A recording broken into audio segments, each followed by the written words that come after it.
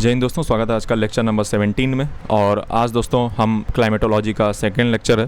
और अभी मैंने एक लेक्चर रिकॉर्ड किया था आधा घंटे का, और वो मेरा दोस्तों जो है लाइट कट के मारे चला गया है और बड़ा जो है दुख हो रहा है। तो फिलहाल चलिए जो है अब मैं बात करता हूँ एटमॉस्फेरिक टेम्परेचर के बारे में। आज जो हमारा टॉपिक है वो एटमॉस्फेरिक टेम्परेचर है कि ये जो है कैसे चीज़ें होती हैं, एटमॉस्फेरिक टेम्परेचर जो है कैसे डिस्ट्रीब्यूशन होता है। तो एटमॉस्फेरिक टेम्परेचर जो है मैं आपको बताऊँ, ठीक है। तो एटमॉस्फेरिक टेम्परेचर जो है ये एटमॉस्फेयर में पूरे जगह पे एक नहीं होता है। एटमॉस्फेरिक टेम्परेचर हमारी धरती पे अगर आप देखोगे क्या हर जगह पे एक सा है?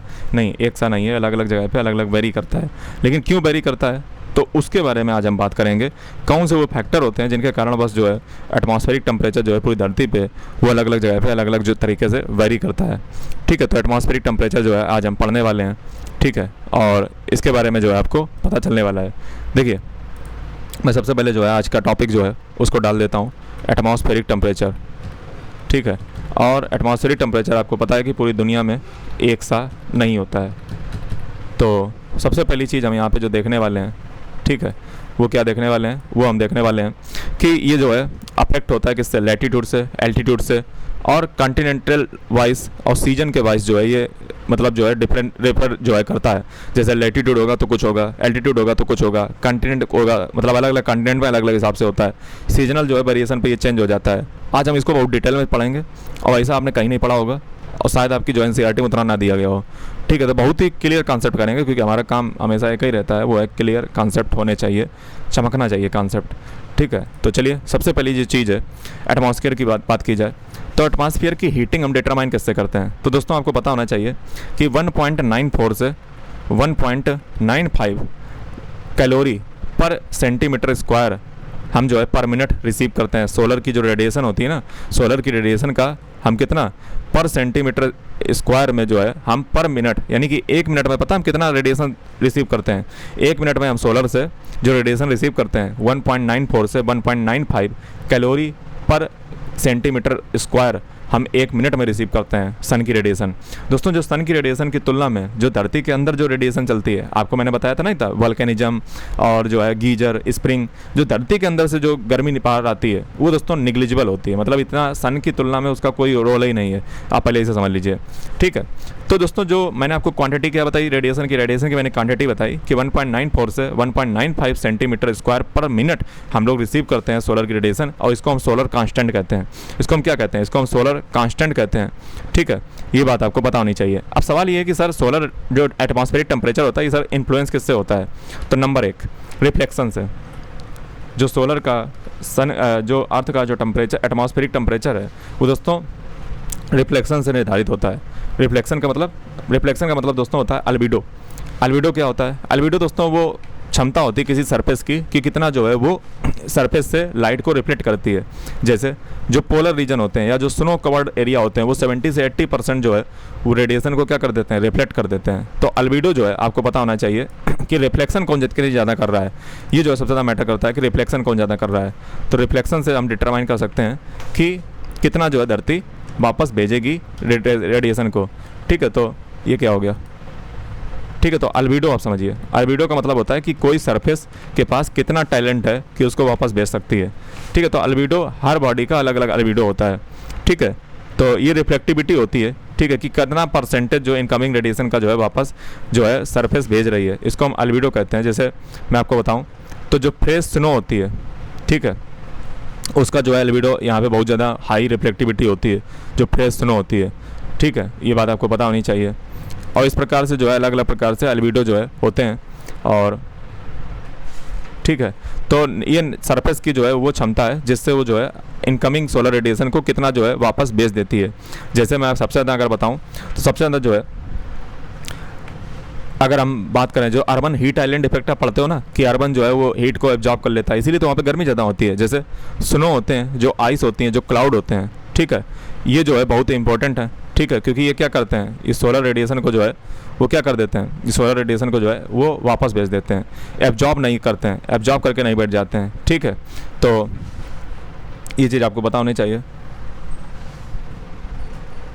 तो स्नो हो गए, जैसे आइस हो गए या क्लाउड्स हो गए, ये जो है रिफ्लेक्टिविटी इनकी अच्छी खासी होती है 40 से लेकर 90% तक। तो ये जो है वापस सरफेस से भेज देते हैं लाइट को, और जो हीट आती है, मतलब जो टेम्परेचर होता है उसको कम कर देते हैं, क्योंकि टेम्परेचर धरती बन किससे रहा है, सन की रेडिएशन से, तो उसको वापस भेजने का काम ये लोग करते हैं। दूसरा दोस्तों होता है एब्जॉर्प्शन। एब्जॉर्प्शन ये इसका मतलब क्या होगा? एब्जॉर्प्शन का दोस्तों मतलब ये होगा, एब्जॉर्प्शन का मतलब ये हुआ, अच्छा एक चीज़ मैं यहाँ पे आपको रिफ्लेक्शन में ही बता देता हूँ। रिफ्लेक्शन में दोस्तों एक कॉन्सेप्ट होता है कि, अच्छा ये वाली बात मैं ऑलरेडी बता चुका हूँ। अब ये मैंने कल पढ़ाया था कि जो सन का जो दिखने वाला होता है, मतलब सुबह वो जल्दी दिख जाता है, शाम को वो जो है देर तक दिखता रहता है, तो उसका कारण मैंने कल आपको बता दिया था। एब्जॉर्प्शन देखिए, एब्जॉर्प्शन दोस्तों क्या होता है? एब्जॉर्प्शन, एक सेकंड, एब्जॉर्प्शन क्या होता है कि कितना जो है इनकमिंग सोलर रेडिएशन जो एनर्जी है उसको एब्जॉर्ब किया जाता है पार्टिकल या गैसेस के द्वारा एटमॉस्फेयर में। जितना ज़्यादा आप एब्जॉर्प्शन करोगे, ठीक है, उतना ही ज़्यादा टेम्परेचर वहाँ पे ज़्यादा बन जाएगा, ठीक है। तो ये बात याद रखिएगा, एब्जॉर्प्शन रेट पे भी डिपेंड करता है, ठीक है। जैसे एब्जॉर्ब कौन कर लेता है? तो ओजोन एब्जॉर्ब कर लेती है, ठीक है। तो ओजोन एब्जॉर्ब कर लेती है सोलर रेडिएशन को, तो वहाँ पे हीट क्या हो जाएगी? ज़्यादा हो जाएगी, ठीक है। और कौन एब्जॉर्ब कर लेता है? कार्बन डाइऑक्साइड एब्जॉर्ब कर लेती है हीट को, जो सन की, मैं सन ही के बारे में बात कर रहा हूँ, सन की जो सोलर रेडिएशन होती है, कार्बन डाइऑक्साइड जो उसको एब्जॉर्ब कर लेती है। तो इससे क्या होता है? इससे जो हीट होती है वहाँ पे सोलर रेडिएशन के कारण बस जो टेम्परेचर होता है वो ज़्यादा रहता है। तो एब्जॉर्प्शन पे भी डिपेंड करता है। थर्ड जो चीज़ है वो दोस्तों होता है स्कैटरिंग। क्या होता है स्कैटरिंग? स्कैटरिंग के केस में आपको जानना चाहिए, स्कैटरिंग के केस में क्या जानना चाहिए? वो दोस्तों ये जानना चाहिए कि जितना ज़्यादा जो है जहाँ पे स्कैटरिंग होगा, स्कैटरिंग का मतलब आप इसे समझ लीजिए कि अगर, मुझे एक सेकंड दीजिए, स्कैटरिंग के बारे में आपको बताना चाहूँगा कि जैसे मैंने आपको क्या बताया स्कैटरिंग के बारे में, होता है दोस्तों ये है कि यदि जो है जैसे एरोसॉल होते हैं, बहुत सारे जो है क्या होते हैं? एरोसॉल होते हैं। हमारी धरती है जो एटमॉस्फेयर है उसमें बहुत सारे एरोसॉल का मतलब smoke particle, suit particle, dust particle, water vapour, cloud, ये ट्रांसपेरेंसी को अफेक्ट करते हैं। ये ट्रांसपेरेंसी को क्या करते हैं? अफेक्ट करते हैं, मतलब बाधा डालते हैं, ट्रांसपेरेंट नहीं रहने देते हैं आसमान को, ठीक है।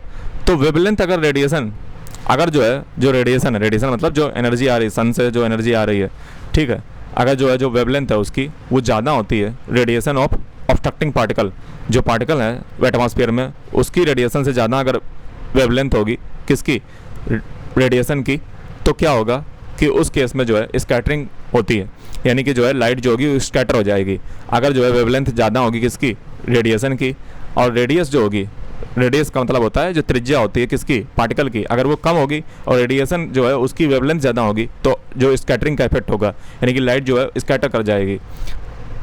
तो सीधी सी बात है, टेम्परेंसी जो ट्रांसपेरेंसी होगी वो कहीं ना कहीं इफेक्ट नहीं करेगी। और यदि वेवलेंथ जो है वो less than the obstructing particle, अगर जो ऑब्स्ट्रक्टिंग पार्टिकल है, ठीक है, उससे जो है वेवलेंथ जो रेडिएशन की है वो अगर कम है तो क्या होगा? तो जो है टोटल रिफ्लेक्शन टेक प्लेस, यानी कि रिफ्लेक्शन जो है प्लेस लेगा। अरे सीधी सी बात है, जब रेडिएशन आ रही है, रेडिएशन की जो वेवलेंथ है वो कम है और जो ऑब्स्ट्रक्टिंग पार्टिकल है जो एटमॉस्फेयर में पाया जा रहा है वो बड़ा है, तो सीधी सी बात है उससे टकरा करके वापस जो है रेडिएशन चली जाएगी, ठीक है। तो ये बात आपको समझ आनी चाहिए कि ये क्या कर रहा है? रिफ्लेक्शन कर दे रहा है, मतलब जो पार्टिकल है अगर वो बड़ा है रेडिएशन की वेवलेंथ से तो वो जो है क्या कर रहा है? रिफ्लेक्शन कर दे रहा है रेडिएशन का, ठीक है। तो जो है वहाँ पे क्या हो रहा है? एब्जॉर्प्शन नहीं हो पा रहा है, वो रिफ्लेक्ट कर दे रहा है। एब्जॉर्प्शन ऑफ सोलर रेडिएशन सिर्फ तभी होता है, कब होता है? यदि ऑब्स्ट्रक्टिंग पार्टिकल, अगर ऑब्स्ट्रक्टिंग पार्टिकल जो है क्या होगा? अगर ऑब्स्ट्रक्टिंग पार्टिकल पता वाटर वेपर हो, ओजोन का मॉलिक्यूल हो, कार्बन डाइऑक्साइड मॉलिक्यूल हो या क्लाउड हो, तो ये क्या कर लेते हैं? ये जो है एब्जॉर्ब कर लेते हैं सोलर रेडिएशन को, और इसीलिए ये जो है गर्मी पैदा करते हैं धरती पे। ये बात आपको पता होनी चाहिए, क्योंकि ये जो है सोलर रेडिएशन को क्या कर लेते हैं? एब्जॉर्ब कर लेते हैं, जैसे water vapour, ozone molecule, carbon dioxide, cloud. कल मैंने आपको ग्रीन हाउस गैसें बताई थी, उनको थोड़ा याद कीजिए। तो धरती के द्वारा जितनी भी लाइट दोस्तों रिसीव की जाती है वो सब कैसी हो जाती है? स्कैटर कर जाती है। कैसी कर जाती है? स्कैटर हो जाती है। ये बात आपको याद रहना चाहिए। फिर दोस्तों हम थोड़ा ऊपर चलते हैं, मैं आपको बता देता हूँ कि सन ही जो है वो अल्टीमेट सोर्स है धरती पे हीट का, ठीक है। ये बात मैं ऑलरेडी बता चुका हूँ। और जितने भी धरती पे जो टेम्परेचर होता है वो डिपेंड दोस्तों किस बात पे करता है? एक तो सीजन पे करता है कि कौन सा सीजन चल रहा है, ठीक है, उस पर जो है सबसे ज़्यादा डिपेंड करता है, और क्लाइमेटिक फीचर पे डिपेंड करता है, ठीक है, विंड पे, हवाओं पे डिपेंड करता है, प्रेशर सिस्टम पे डिपेंड करता है, प्रेसिपिटेशन पे डिपेंड करता है। तो चलिए आगे बढ़ते हैं दोस्तों। अर्थ मैं बताऊं तो अर्थ का हम बताऊं तो अर्थ के 2 बिलियन लगभग पार्ट होते हैं सोलर रेडिएशन के, क्योंकि अर्थ तो सोलर सिस्टम पे जितने भी प्लेनेट हैं सबके ऊपर अपना रेडिएशन डालेगी। तो हम सिर्फ 1 ही पार्ट जो है 2 बिलियन में से 1 पार्ट ही हम जो है सोलर रेडिएशन का अर्थ का रिसीव कर पाते हैं अर्थ पे, इंसोलेशन ऑफ सन, ठीक है। और अर्थ जो है जो ये इंटरसेप्ट करती है रेडिएशन को, ठीक है, उसको हम इंसोलेशन कहते हैं।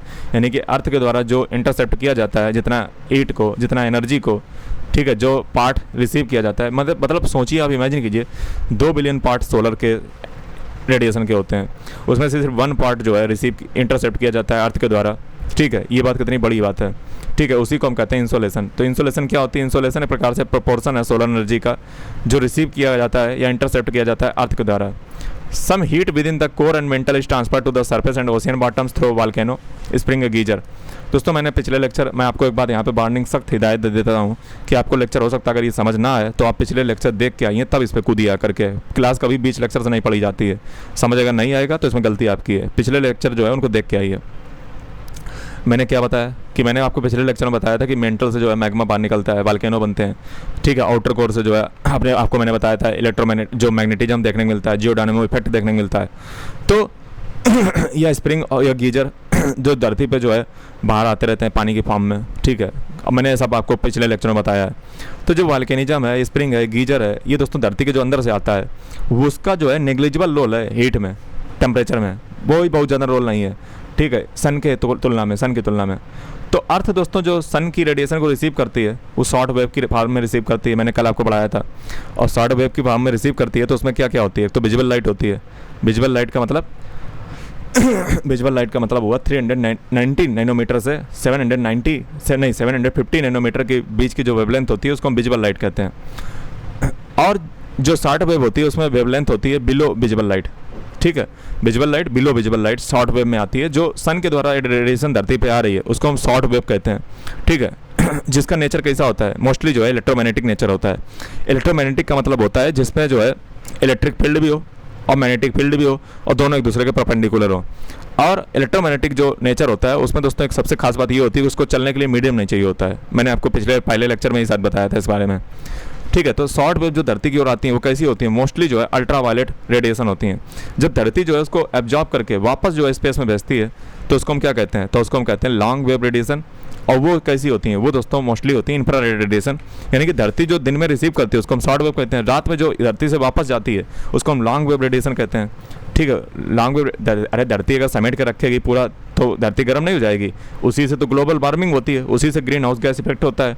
इसीलिए धरती के द्वारा जो है रात में उस जो शॉर्ट वेव रेडिएशन को रिसीव किया गया है उसको लॉन्ग वेव टेरेस्ट्रियल रेडिएशन के माध्यम से वापस भेज दिया जाता है स्पेस में। कुछ एब्जॉर्ब कर लिया जाता है, कुछ वापस भेज दिया जाता है। इसलिए जब आप देखते हो कि सुबह सुबह जब 4 या 5 बजे होते हैं तो आपको लगता है कि यार काफ़ी ठंडी हो रही है, ठीक है। और जब शाम होती है 10 बजे या 9 बजे तब उतनी ठंडी नहीं होती है, सुबह सुबह ठंडी होने लगती है क्योंकि रेडिएशन वो वापस जा चुकी है, ठीक है। ये बात याद रखिएगा।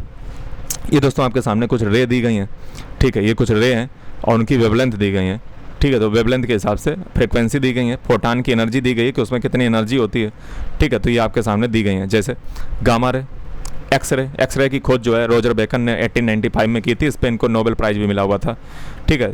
पहले सोचिए कि हड्डियों का हम एक्सरे नहीं कर सकते थे, हम इसे जो है ऑपरेशन करना पड़ता था, कितना दर्द विदायक होता होगा। अल्ट्रा वायलेट रे, आपको पता ही है कि ओजोन लेयर जो है उससे हमारी प्रोटेक्शन होती है।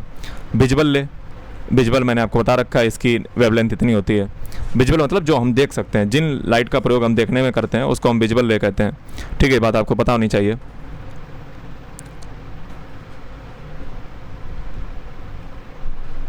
विजुअल ले, ठीक है। फिर क्या मैंने बताया? इंफ्रारेड रे, और इंफ्रारेड रे जो है इसकी वेवलेंथ ये होती है। इंफ्रारेड दोस्तों ऐसी वेव होती है जो मतलब जैसे मान लो अभी मैं कुर्सी बैठा हुआ हूँ और कुर्सी जब मैं उड़ जाऊँगा तो यहाँ पे दोस्तों एक आदमी जैसा बैठ जाएगा, मतलब हीट जो है हमारी किसके साथ ट्रांसफ़र हो जाएगी? इसके कुर्सी के साथ। तो जब इसमें इंफ्रारेड जो कैमरा होते हैं उनसे अगर कोई देखेगा तो ऐसा लगेगा कि कुर्सी पे मैं उठने के बाद भी बैठा हुआ हूँ। तो कुछ लोग उसको कहते हैं कि देखो ये भूत बैठा हुआ है, ठीक है। तो वही बस साइंस होती है, बस यही है। माइक्रोवेव क्या होती है? माइक्रोवेव आपको पता है कि जो माइक्रो इंडक्शन होते हैं जो आपके घर पे होते हैं उसमें माइक्रोवेव ही होती हैं। रेडियो वेव क्या होती है? तो जो इतना भी कम्युनिकेशन होता है सैटेलाइट से वो रेडियो वेव के माध्यम से ही होता है, ठीक है। तो ये बात आपको समझ में आई? आगे हम दोस्तों बढ़ते हैं।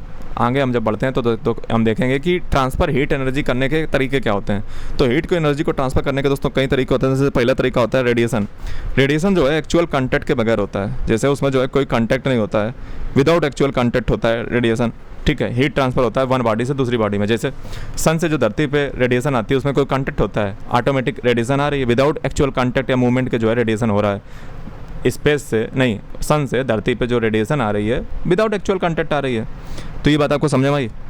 फिर कंडक्शन क्या होता है? तो कंडक्शन दोस्तों हीट ट्रांसफ़र होता है मॉलिक्यूलर एक्टिविटी के द्वारा। जैसे एक आप लोहे की रॉड लीजिए, लोहे की रॉड लीजिए, उसको एक सिरे को गर्म कीजिए, दूसरा सिरा भी ऑटोमेटिक गर्म हो जाएगा, इसको हम कंडक्शन कहते हैं। ठीक है, तो ये जो है लोहे की रॉड में होता है, मतलब एक सिरा को आपने गर्म किया, दूसरा सिरा ऑटोमेटिक गर्म हो जाता है। ये मोस्टली जो है सॉलिड पार्टिकल में, सॉलिड जो बॉडी होती है उनमें ही होता है। कन्वेक्शन क्या होता है? कन्वेक्शन जो है इसमें ट्रांसफ़र होता है हीट का, हीट एनर्जी का। ठीक है, कन्वेक्शन में, लेकिन इसमें क्या होता है, ये मोस्टली फ्लूइड में होता है। जैसे कन्वेक्शन आप देखोगे तो गर्म पानी गर्म करने के लिए रखते हो, तो सबसे पहले नीचे वाला पानी जो है ठंडा जो होता है वो पहले गर्म होता है, फिर ठंडा वाला ऊपर चला जाता है, फिर ऊपर से जो ठंडा पानी है वो नीचे आ जाता है, गर्म पानी ऊपर चला जाता है, तो कन्वेक्शन होता है। ये फ्लूइड में होता है, फ्लूइड का मतलब गैस और लिक्विड में होता है। बाकी टेम्परेचर डिस्ट्रीब्यूशन धरती पे जो है एंगल ऑफ इंसिडेंस भी डिटरमाइन करता है। एंगल ऑफ इंसिडेंस भी जो है धरती पे डिटरमाइन करता है। जैसे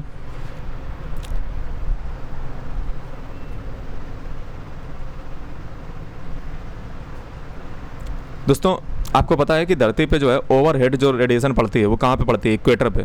इक्वेटर पे एकदम ओवरहेड पड़ती है। और फिर उसके बाद जो है लो एंगल कहाँ पे बनता है? तो लो एंगल बनता है, स्लैंट जो एंगल बनता है वो आर्कटिक पे बनता है। और फिर लो एंगल कहाँ बनता है? तो लो एंगल नीचे बनता है अंटार्कटिक पे। ठीक है, तो सन की रे जो है वो ओवरहेड कब आती है? इक्वेटर पे। तो इक्वेटर पे ज़्यादा जो है हीट आएगी, तो टेम्परेचर ज़्यादा कहाँ पे देखने को मिलेगा? टेम्परेचर आपको थोड़ा बहुत ज़्यादा देखने को मिलेगा कहाँ पे? इक्वेटर पे। ठीक है, क्योंकि वहाँ पे ओवरहेड रे रहती हैं, और जो अगर आप स्लैंट है या फिर तिरछी जो रे होती हैं वो पड़ती हैं अंटार्कटिक सर्किल पे, आर्कटिक सर्किल पे। दोस्तों एक शब्द होता है डॉन, मैं उसकी बात नहीं कर रहा हूँ कि डॉन को तो 12 मुल्कों की पुलिस इंतजार कर रही है, लेकिन डॉन को पकड़ना ही नहीं नामुमकिन है। ठीक है, तो डॉन जो है मैं आपको बताऊँ, डॉन, तो डॉन दोस्तों जो है एक प्रकार का अर्ली लाइट पीरियड होता है। ठीक है, मैं इस डॉन की बात कर रहा हूँ। तो डॉन किसको कहते हैं? Early light period just before sunrise, यानी कि सनराइज होने के पहले का जो पीरियड होता है उसको हम डॉन कहते हैं। ठीक है, मैं आपको बता दूं कि सुबह सुबह जो आपको सनराइज देखने को मिलता है, जैसे मान लो सुबह हुई, तो ये जो आप देख रहे हो डॉन, ठीक है, जैसे आप देखिए उस स्क्रीन पे, तो आपको लगता है कि सूरज निकल चुका है, लेकिन सच्चाई ये है कि सूरज अभी नहीं निकला हुआ है। ये इसलिए होता है क्योंकि वो होराइजन के दरअसल अभी नीचे है। ठीक है, वो सिर्फ जो है जो सन है, स्काई जो है वो इल्यूमिनेट हो रहा है, उसके निकलने से पहले चमक रहा है। ठीक है, तो ये जो है डॉन इसको कहते हैं, ये सन के निकलने से पहले होता है। ठीक है, और इसके पीछे जिम्मेदार मैं आपको पहले बता चुका हूँ क्या होता है। इसके पीछे जिम्मेदार होता है रिफ्रैक्शन का फिनोमेना। ठीक है, रिफ्रैक्शन, ठीक है, अपवर्तन जिसको कहते हो, ये मैंने कल के लेक्चर में बताया था। ट्विलाइट क्या होता है? ट्विलाइट जो है, ट्विलाइट देखिए, ट्विलाइट जो है जब सनसेट आपका हो जाता है, ठीक है, तब आपको ऐसा लगता रहता है कि सूरज अभी भी निकला हुआ है। ठीक है, तो ये सनसेट जो है, अरे ट्विलाइट जो है सन का मैंने पूछा। ठीक है, तो ये ट्विलाइट है। तो ये जो है देखो सूर्य अस्त हो चुका है। Twilight is the interval after sunset when the sky remains lit due to scattering of sunlight. यहाँ पे सनलाइट का जो है स्कैटरिंग हो रहा है, इसलिए आपको लग रहा है कि सूर्यास्त के बाद भी जो है सन निकला हुआ है, लेकिन ऐसा होता नहीं है। ठीक है, सन जो है वो जा चुका है, और ये चीज़ जो आपको समझ आनी चाहिए। ठीक है,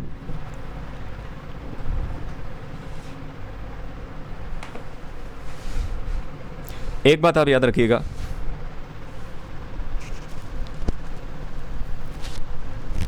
क्या याद रखना है? हमें एक बात बताओ, ये जैसे डॉन मैंने अभी आपको बताया, ट्विलाइट आपको बताया, इस सबसे ज़्यादा समय तक कहाँ पे रहेगा? मान लो यूपीएससी क्वेश्चन बना दे, यूपीएससी कॉन्सेप्ट बेटा पूछती है, वो तुमसे लॉलीपॉप नहीं पूछेगी, और कॉन्सेप्ट मैं ही बताता हूँ। तो हमें एक बात बताओ, ये जो ट्विलाइट आपने देखा, जो डॉन आपने देखा, ये सबसे ज़्यादा समय तक कहाँ पर रहेगा? तो सबसे ज़्यादा समय तक पता कहाँ रहेगा? इक्वेटर पर सबसे कम समय तक रहेगा, क्योंकि इक्वेटर पे जो है एकदम खपड़ी पे सन है, तो वहाँ पे कोई छेड़छाड़ हो ही नहीं पाएगी। सबसे जो समय तक जो डॉन या फिर जो है ट्विलाइट रहेगी, वो सबसे ज़्यादा रहेगी या तो जो रहेगी आर्कटिक सर्कल पे या रहेगी अंटार्कटिक सर्कल पे, जस्ट बिकॉज क्योंकि वहाँ पे जो स्लैंट एंगल है, यानी कि जो तिरछा एंगल है वो ज़्यादा बनना है। आप देखिए ना, धरती 23.5 डिग्री यानी कि 23.5 डिग्री जो है वो अपने एक्सिस पे झुकी हुई है, यानी कि ये जो समय जितना ज़्यादा आपको देखने को मिलेगा, जैसे अगर आपको सूर्यास्त के बाद का समय ज़्यादा आपको ट्विलाइट या डॉन का आनंद उठाना है, तो सबसे अच्छा तरीका है कि आप आर्कटिक पे चले जाएं या अंटार्कटिक पे चले जाएं, तो वहाँ पे अधिक समय तक। अरे मैं आपको बता दूं कि अगर मैं आपको बताऊं तो जो है इक्वेटर पे अगर आप देखोगे तो मात्र 20 से 30 मिनट तक रहता है। ठीक है। और मैं आपको बता दूं कि ये जो है बढ़ती जाती है, मतलब 2.5 घंटे तक पहुंच जाता है अगर आप जो है अगर चले जाओगे, ठीक है। 2.5 घंटे, कहीं कहीं तो बहुत ज़्यादा दूर तक, मतलब जितना आप ऊपर जाते जाओगे, मतलब सबसे ज़्यादा जो है कम देखने को मिलेगा। आप देखो, क्वेश्चन कभी ये नहीं पूछेगा कितना मिनट वगैरह, कभी नहीं पूछेगा। वो आपसे बस इतना पूछेगा कि इक्वेटर से ऊपर जाने पर जो ट्विलाइट या डाउन का जो टाइम है वो बढ़ता है कि घटता है, तो भैया बढ़ता है, ठीक है। ये बात याद रखो, बस इतना याद रख लो, बाकी जो है बाढ़ में जाए। फिर आगे बढ़ते हैं, तो अगला मैं बात करता हूँ ड्यूरेशन ऑफ सनशाइन, यानी कि हीट इस बात पे भी डिपेंड करती है कि ड्यूरेशन कितनी रही, ड्यूरेशन कितनी रही सनशाइन की, चमक कितनी दिन रही। तो चमक किस पे रहेगी, देखो दिन में तो चमक रहेगी, रात पे रहेगी नहीं। तो सनशाइन मतलब ज़्यादा हीट कब रिसीव होगी, दिन में रिसीव होगी, सीधी सी बात है। लेकिन अगर मान लो क्लियर स्काई नहीं है तो हीट उतनी क्या रिसीव होगी, ठीक है। क्लियर स्काई नहीं है, या जो है समर है या विंटर है, इस बात पे भी डिपेंड करता है कि हीट कितनी जो है रिसीव होगी। ट्रांसपेरेंसी पे भी एटमॉस्फेयर की डिपेंड करता है, तो इसको मैं ऑलरेडी आपको बता चुका हूँ, ठीक है। लैंड सी डिफरेंस पे भी डिपेंड करता है। लैंड सी डिफरेंस का मतलब ये होता है, मैं आपको पिछले लेक्चर में बता रखा हूँ, आप उनको देखिए जाकर के, जहाँ पे मैंने आपको बताया था कि मुंबई जैसे जो शहर हैं वहाँ पे टेम्परेचर हमेशा एक सा क्यों रहता है। उसके पीछे कारण ये है कि वहाँ पे ना तो बहुत ज़्यादा एक्सट्रीम हीट होती है, जहाँ एक्सट्रीम वहाँ पे समर होगी, ना एक्सट्रीम वहाँ पे जो है विंटर होती है। वहाँ पे टेम्परेचर हमेशा जो है एक सा बना रहता है। उसके पीछे कारण होता है लैंड सी डिफरेंशियल। लैंड सी डिफरेंशियल क्या होता है, तो लैंड सी डिफरेंशियल मैं आपको ऑलरेडी बता चुका हूँ कि मतलब दिन में जो है गर्मी होती है, ठीक है, लैंड पे, तो ठंडी जो हवाएं होती हैं जो समुद्र से चलती हैं और जो है लैंड को जो है मॉडरेट करती जा करके हैं। रात में क्या होता है कि रात में जो है जो लैंड होती है वो जल्दी ठंडी हो जाती है, और तो क्या होती है समुद्र की जो गर्म हवाएं हैं वो जो है मॉडरेट इफेक्ट करती जा करके हैं लैंड पे। इसीलिए मुंबई जैसे जो इलाके हैं वहाँ पे जो है कभी भी सर्दी या गर्मी एकदम एक्सट्रीम फॉर्म में नहीं होती है, ये बात आपको पता होनी चाहिए। तो 70 से 90% जो इंसोलेशन है वो अल्बिडो, मैं आपको बता चुका हूँ कि जो अल्बिडो होता है, जो स्नो कवर एरिया होते हैं, वो 70 से 90% फेंक देते हैं वापस, इंसोलेशन को रिफ्लेक्ट कर देते हैं, ठीक है। तो अल्बिडो यहाँ पे कहाँ से बीच में आ गया, ठीक है। तो मैं आपको बता रहा हूँ कि लैंड जो होती है वो जो है उसमें पानी ज़्यादा समय तक, उसमें जो लाइट होती है वो जो अंदर तक पेनिट्रेट नहीं करती है। दरअसल मैं आपको बता दूँ कि जो वाटर होता है, वाटर में जो पेनिट्रेशन ऑफ लाइट होता है या रेडिएशन का होता है वो बहुत अंदर तक जाता है, अप टू 20 मीटर, जो कि लैंड होता है। जबकि जो लैंड होता है, लैंड में जो है मात्र 1 मीटर ही, 1 मीटर ही जो है सिर्फ पेनिट्रेट करती है लाइट, ठीक है। तो ओशियन को गर्म होने में लैंड की तुलना में ओशियन जो है देर से गर्म होता है, कितना 2.5x, 2.5 गुना। और जो लैंड होती है वो जल्दी ठंडी होती है, समुद्र को ठंडा होने में समय ज़्यादा लगता है, 2.5 गुना लैंड की तुलना में, रिलेटिवली मैं बता रहा हूँ। अब प्रिवलिंग विंड देख लो, प्रिवलिंग विंड क्या होती है, देखो विंड क्या होती है, हमेशा हाई प्रेशर से लो प्रेशर की ओर बढ़ती चलती हैं। तो ये विंड भी जो है बड़ा काम करती हैं, अच्छा काम करती हैं। ये जो है ओशनिक, मैं बता दूं, जो मॉडरेट इफेक्ट होता है जिसे आप देखोगे, तो विंड क्या करती हैं, विंड जो है ओशियन से ठंडी हवाएं चलती हैं, तो दिन में जो है जो शहर होते हैं उनको ठंडा करती हैं, ठीक है, ओशियन से ठंडी हवाएं। और रात में क्या करती हैं, तो रात में ओशियन से गर्म हवाएं लेती हैं, और ओशियन को जो है चूँकि लैंड ठंडा हो चुका है तो उसको जो है मॉडरेट करने का काम प्रिवलिंग विंड करती हैं। और मैं आपको बता दूं कि जो विंड होती है अपना जो असर होता है विंड, ये सिर्फ जो है पता कहाँ पे डालती हैं। जैसे मान लो ये मुंबई है, और ये मान लो यहाँ पे समुंदर है, ये याद रखिएगा। जैसे ये वेस्टर्न घाट है, ये बीच में क्या है, ये वेस्टर्न घाट है, तो हमेशा जो इनका प्रभाव रहेगा विंड का, वो जो पहाड़ है, पहाड़ के इधर ही रहेगा, पहाड़ों के जो ओशियन को फेस करता हुआ जो साइड है उस पर ही इफेक्ट रहेगा।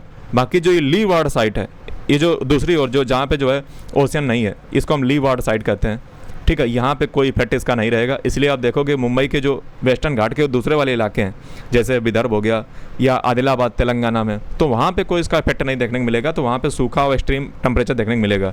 बाकी जो ओशियन के सामने वाले इलाके हैं जैसे मुंबई वगैरह, तो वहाँ पे इफेक्ट इसका देखने को मिलेगा। ये बात आपको पता होनी चाहिए, ठीक है। तो आगे बढ़ते हैं, तो प्रिवलिंग विंड आपको समझ में आई। अब स्लोप के थोड़े एस्पेक्ट समझ लीजिए। स्लोप के एस्पेक्ट क्या होते हैं, स्लोप के एस्पेक्ट ये होते हैं ढाल, जिसको हम ढाल कहते हैं।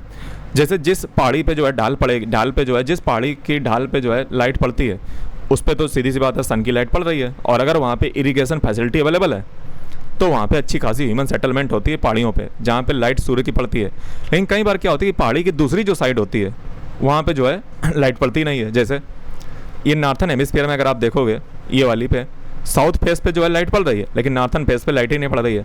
जब नॉर्थन फेस पे लाइट नहीं पड़ रही है नॉर्थन हेमिस्फीयर में, नॉर्थन हेमिस्फीयर मान लो कोई पहाड़ी है, उसके साउथ फेस पे जो है लाइट पड़ रही है और नॉर्थ फेस पे कोई पहाड़ी लाइट ही नहीं पड़ रही है, तो उसका प्रभाव पता क्या होगा? जिस पहाड़ की दूसरी साइड पे जहाँ पे लाइट सन की नहीं पड़ रही है, वहाँ पे कोई सनलाइट नहीं पड़ रही है, तो वहाँ पे कोई क्रॉप नहीं होगी, फसल नहीं होगी। जब कोई फसल नहीं होगी तो सीधी सी बात है वहाँ पे ह्यूमन सेटलमेंट क्यों होगी? जब कोई ह्यूमन सेटलमेंट नहीं होगी, वहाँ पे मॉइस्चर बहुत मात्रा में होगा। मॉइस्चर क्यों होगा? क्योंकि सनलाइट जो है उसको सुखा ही नहीं पा रही है, उसको इवेपोरेशन नहीं कर पा रही है।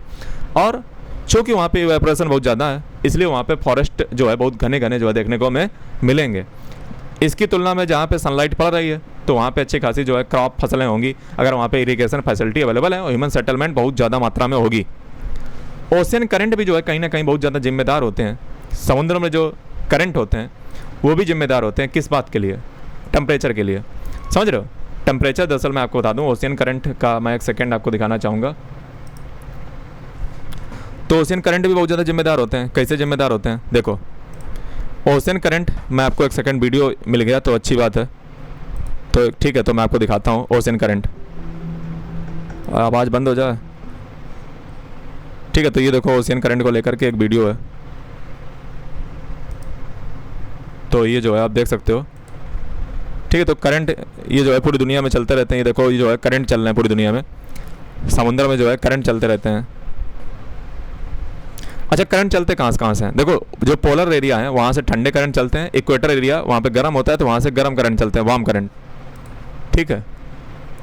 तो पोलर से ठंडे करंट, कोल्ड करंट, इक्वेटर पे वार्म करंट, गर्म करंट। हालांकि इसमें कोई चित्र में हमें कोई ढंका लगा नहीं, ठीक है। तो बाकी हटाओ इसको, इस पे देखते हैं कुछ अगर शायद मिल जाए, ठीक है। तो ये देखो, ये जो है आपको देखने को मिल रहा होगा कि पूरी दुनिया में जो है करंट कैसे जो है चल रहे हैं। जो इक्वेटर होता है वहाँ से गर्म करंट ओरिजिनेट होते हैं और जो पोलर होता है वहाँ पे ठंडे करंट ओरिजिनेट होते हैं। दुनिया के जो सबसे अच्छे जो फिशिंग ग्राउंड हैं वो वहीं पे मिलते हैं जहाँ पे ठंडे कोल्ड करंट और जो गर्म करंट मिलते हैं, ठीक है। वहाँ पे दुनिया के सबसे अच्छे जो है फिशिंग ग्राउंड जो है देखने को मिलते हैं। ये बात आपको पता होनी चाहिए। फॉग वगैरह भी वहीं पर मिलेगा, तो ये चीज़ आपको समझ आनी चाहिए, ठीक है। तो ये हमारी स्क्रीन को क्या हो गया, ठीक है। तो ये चीज़ समझे भाई। तो ये जो है आपको देखने को मिला है कि किस प्रकार से जो है करंट टेम्परेचर वगैरह जो है वो चलता है। ये हटिएगा कैसे? चलो जो है आगे बढ़ते हैं। और आगे जब हम बढ़ते हैं तो यहाँ पे जो है मैं आपको एक और फोटो दिखाना चाहूँगा ओशियन करंट की। ओशियन करंट के बारे में जो मेन बात है मैंने आपको ऑलरेडी बता दी है कि पोलर से जो है ठंडे चलते हैं, इक्वेटर से गर्म चलते हैं। जहाँ पे दोनों मिलते हैं वो बढ़िया से फिशिंग ग्राउंड माने जाते हैं, ठीक है। तो एक और ये है, तो ओशियन करंट भी जो है टेम्परेचर को बहुत इफेक्ट डालते हैं। जहाँ पे ठंडे करंट होते हैं वहाँ पे टेम्परेचर ठंडा रहता है, जहाँ पे गर्म करंट होते हैं वहाँ पे टेम्परेचर गर्म रहता है। तो पूरी दुनिया में जो है करंट पाए जाते हैं, उनके नाम अलग अलग होते हैं। ओशिनोलॉजी जब पढ़ाएंगे तब इसको पढ़ाएंगे, अभी फिलहाल बस इतना जान लो, ठीक है। बात खत्म, आगे बढ़ते हैं। तो करंट का मैंने क्या बताया कि जहाँ पे ठंडे करंट वहाँ पे टेम्परेचर ठंडा रहेगा, जहाँ पे गर्म करंट वहाँ पे गर्म का टेम्परेचर रहेगा, ठीक है। तो ये ओशियन करंट होते हैं। नेक्स्ट चीज़ की बात की जाए एल्टीट्यूड की। एल्टीट्यूड क्या होता है? जैसे जब आप हाइट पे जाते हो तो हाइट पे जाने पे क्या होता है कि जो बॉइलिंग पॉइंट होता है वो गिरता जाता है। जैसे आप लेह और लद्दाख वगैरह में जाओ तो वहाँ पे बॉइलिंग पॉइंट गिर जाएगा, मतलब 84 डिग्री सेल्सियस आ जाएगा। तो वहाँ पे खाना पकाने में बहुत समय लगता है, गैस ज़्यादा वेस्ट होती है, समझ रहे हो? मतलब ये बात आपको पता होनी चाहिए कि जितना एल्टीट्यूड आप बढ़ेगा तो क्या होता है, प्रेशर वहाँ पे गिर जाता है। जब प्रेशर गिर जाता है तो क्या होता है कि ग्रीन हाउस जो इफेक्ट होता है, अरे यार सीधी सी बात है, जब हाइट बढ़ रही है, ठीक है, तो जब हाइट बढ़ेगी तो प्रेशर गिरेगा, सांस लेने में तकलीफ होगी। जब सांस लेने में तकलीफ होगी तो तुम्हारे नाक से ब्लीडिंग वगैरह जो है स्टार्ट हो सकती है, खून आ सकता है। इसीलिए जो है जो पर्वतारोही होते हैं उनको प्रैक्टिस वगैरह करवाई जाती है, ठीक है। मैं क्या बता रहा था कि जैसे हाइट बढ़ती है प्रेशर गिरता है तो तुम्हारे शरीर में समस्या पैदा होगी। प्रेशर गिरेगा तो सीधी सी बात है कि वहाँ पे ग्रीन हाउस का जो गैसों का इफेक्ट है, कल मैंने पढ़ाया था, वो कम हो जाएगा। जब कम हो जाएगा तो टेम्परेचर जो वहाँ पे गिर जाएगा। जब टेम्परेचर वहाँ पे गिर जाएगा तो उसका फ़र्क क्या होगा? उसका फ़र्क ये होगा कि वहाँ पे ठंडे जगह मिलेंगी। इसलिए आप देखिए लेह लद्दाख दुनिया का सबसे ठंडा रेगिस्तान है। कैसा है? सूखा है, ड्राई है, ठीक है, लद्दाख। तो ये चीज़ है कि जब जैसे आप टेम्परेचर पर जाते ऊपर तो उतना जो है टेम्परेचर गिरता जाता है, ठीक है। इसलिए इक्वेटर पे जो है आपको ऊंचे ऊंचे पहाड़ जो है देखने को मिलते हैं, और उसकी कहानी मैंने एक लेक्चर में बता रखी है, ठीक है। इसलिए मैं कह रहा हूँ बार बार आपसे कि पिछले लेक्चर देख के आइए तब इस लेक्चर पे आइए, बीच लेक्चर में ना कूदा कीजिए, मैं बार बार कहता हूँ, ठीक है, तो मैं आपको क्या बताया कि जैसे जैसे आप 165 मीटर के ऊपर जाओगे, मैंने आपको कल troposphere, stratosphere, thermosphere, mesosphere, ionosphere जब पढ़ाया था तो मैंने आपको बताया था कि कैसे हाइट पे जाने पे टेम्परेचर बढ़ता है घटता है, ये आपने कल बहुत अच्छे बखूबी जाना होगा। तो एल्टीट्यूड बढ़ने पे जो है टेम्परेचर जो है गिरता है, इसको हम नॉर्मल लैप्स रेट कहते हैं, नॉर्मल लैप्स रेट कहते हैं। टेम्परेचर हाइट बढ़ने पे टेम्परेचर घटता है। अर्थ की डिस्टेंस पे भी डिपेंड करता है, अर्थ की डिस्टेंस पे भी डिपेंड करता है। मैंने आपको बताया था कल मैंने दो चीज़ें आपको बताई थी, एक मैंने पेरीहेलियन बताया था, एक मैंने एपहेलियन बताया था। मैंने बताया था कि एक समय ऐसा आता है जहाँ पे सन जो है अर्थ के सबसे नज़दीक होता है, और एक समय ऐसा आता है जहाँ पे सन अर्थ के जो है सबसे दूर होता है। तो जब सबसे नज़दीक होता है उस डेट को हम कहते हैं 3 जनवरी, कल ही पढ़ाया था। और जब सबसे दूर होता है तो उसको हम कहते हैं 4 जुलाई। तो आपको बहुत अच्छे से पता है कि कहाँ पे टेम्परेचर ज़्यादा होगा, कहाँ पे कम होगा। जब नज़दीक होगा तो टेम्परेचर थोड़ा सा, मैं ये नहीं कह रहा हूँ एकदम चिल्ड हो जाएगा, टेम्परेचर जो है थोड़ा सा गिर जाएगा। और जब जो है दूर होगा, जब पास होगा तब जो है टेम्परेचर बढ़ जाएगा। सन जब अर्थ के पास होगा, कब पास होता है? तो पास होता है वो 3 जनवरी को। 3 जनवरी को जो है हमारे during its revolution around the sun the earth is farthest from the sun, the position of the earth is called, यहाँ पे लिखा ही नहीं है, ठीक है। Therefore the annual insolation received by Earth on 3 January is slightly more than the amount received on 4 जुलाई। यानी कि 4 जुलाई पे जो है 4 जुलाई पे जो रेडिएशन रिसीव होती है वो जो है कम होती है, क्योंकि वो जो है 152 मिलियन किलोमीटर की दूरी पे है सन।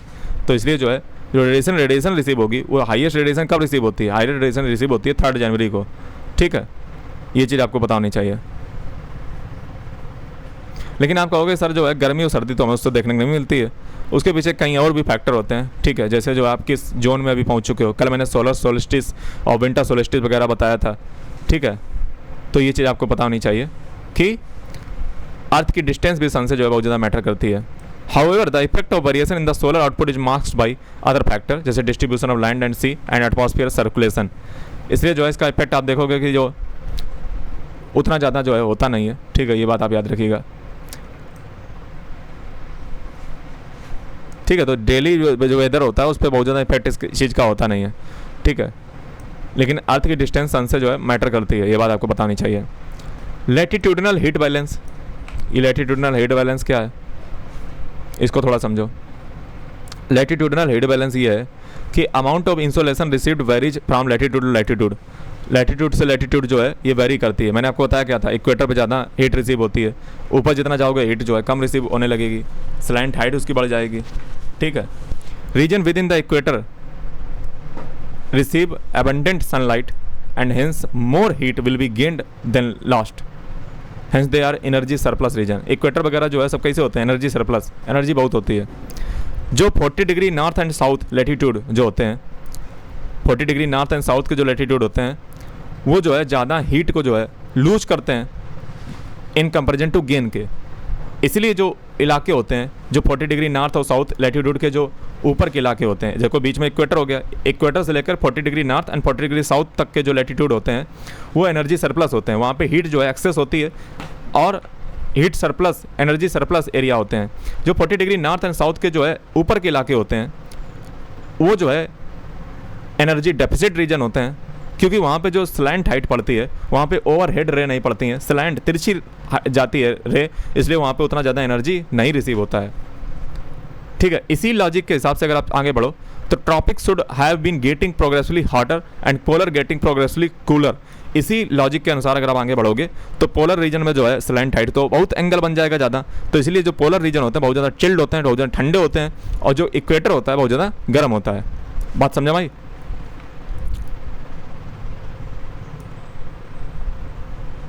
And the planet would have been in hospital except for few region near mid latitude, but in reality this does not happen। इसका मतलब ये नहीं होता है कि जो इक्वेटर होता है वहाँ पे कोई रहेगा नहीं आकर के, या आपको लगता है कि 40 डिग्री नॉर्थ और 40 डिग्री साउथ के बीच में कोई रहता नहीं है, ये गलत है कहना, ठीक है। क्योंकि उसके पीछे बहुत सारी चीज़ें होती हैं जो वहाँ पे रहने के योग्य बना देती हैं।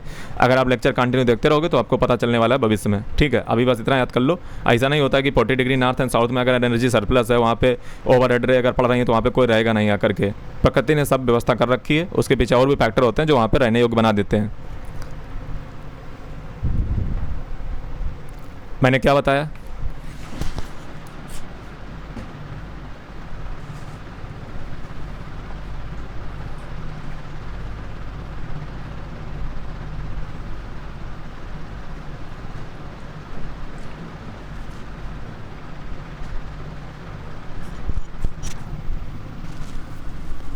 तो सवाल ये है कि 40 degree north and 40 degree south के बीच में लोग फिर रहते कैसे हैं? तो रहते दोस्तों ऐसे हैं कि समुंदर देखो हर जगह पे है, ठीक है। मैंने आपको बताया कि धरती का जो एक बड़ा हिस्सा है वो समुंदर से घिरा हुआ है। तो वहाँ पे क्या चलता है? यही चलता है, ट्रांसफ़र ऑफ एनर्जी होती है। जैसे एटमॉस्फेयर की जो प्लानिटरी जो विंड होती है, अभी मैंने आपको बताया प्लानिटरी विंड क्या होती हैं, ठीक है। जो लैंड सी जो बैलेंस होता है, जैसे मैंने आपकी मुंबई का एग्जांपल लिया था, तो वो क्या करती हैं? इस चीज़ को बैलेंस करती रहती हैं। ओशन करंट जो है हो गई, ओशन का जो समुद्र का पानी हो गया, तो वो लैंड को जो है हीट को बैलेंस करता रहता है, इसलिए लोग वहाँ पर रहने योग्य हो पाते हैं। यानी कि जहाँ पर जो है एक्सेस हीट होता है, ठीक है, जैसे ट्रॉपिक वगैरह हो गया, ठीक है, तो ट्रॉपिक वगैरह से जो एक्सेस हीट होता है वो कहाँ चला जाता है? वो पोलर पे चला जाता है। अब पोलर से जो एक्सेस कोल्ड जो वहाँ पे ठंडापन है वो कहाँ जाता है? वो आ जाता है इक्वेटर पे। तो इस प्रकार से पूरा जो है एक प्लानिटरी जो विंड होती हैं, ठीक है, और ओशियन करंट होते हैं, ये जो है हीट को जो है जो एक्सेस वाले रीजन है, जैसे जो इक्वेटर वाला रीजन है, वो पोलर पे जो है हीट को ट्रांसफ़र कर देता है, और पोलर से जो ठंडी हवाएँ हैं वो थोड़ा सा जो है इफेक्ट इक्वेटर की ओर ले आती हैं। तो इस प्रकार से बैलेंसिंग हो जाती है। ये बात आपको पता होनी चाहिए, ठीक है। पल्ले पड़ी यही होता है कि यानी कि एक्सेस जो हीट होती है वो कहाँ चली जाती है? पोलर पे ट्रांसफ़र कर दी जाती है। अभी उसके बारे में बताएंगे। तो एनर्जी सरप्लस से कहाँ चली गई? पोलर रीजन पे, ठीक है। Most of heat transfer takes place across the mid latitude. Mostly जो हीट ट्रांसफर होता है वो कहाँ पे होता है? Mid latitude. मिड लैटिट्यूड का मतलब होता है 30 डिग्री से 50 डिग्री के बीच में। ये मैं आपको बताऊंगा जब मैं जेट स्ट्रीम और साइक्लोन वगैरह पढ़ाऊंगा, ठीक है। और 30 डिग्री से 50 डिग्री के बीच में जहाँ पे हीट ट्रांसफ़र हो रहा है वो बहुत ही स्टॉर्मी और तूफ़ानी वेदर रहता है वहाँ पे 30 डिग्री से 50 डिग्री के बीच में, क्योंकि वहाँ पे हीट ट्रांसफ़र जो है वहीं पे होता है।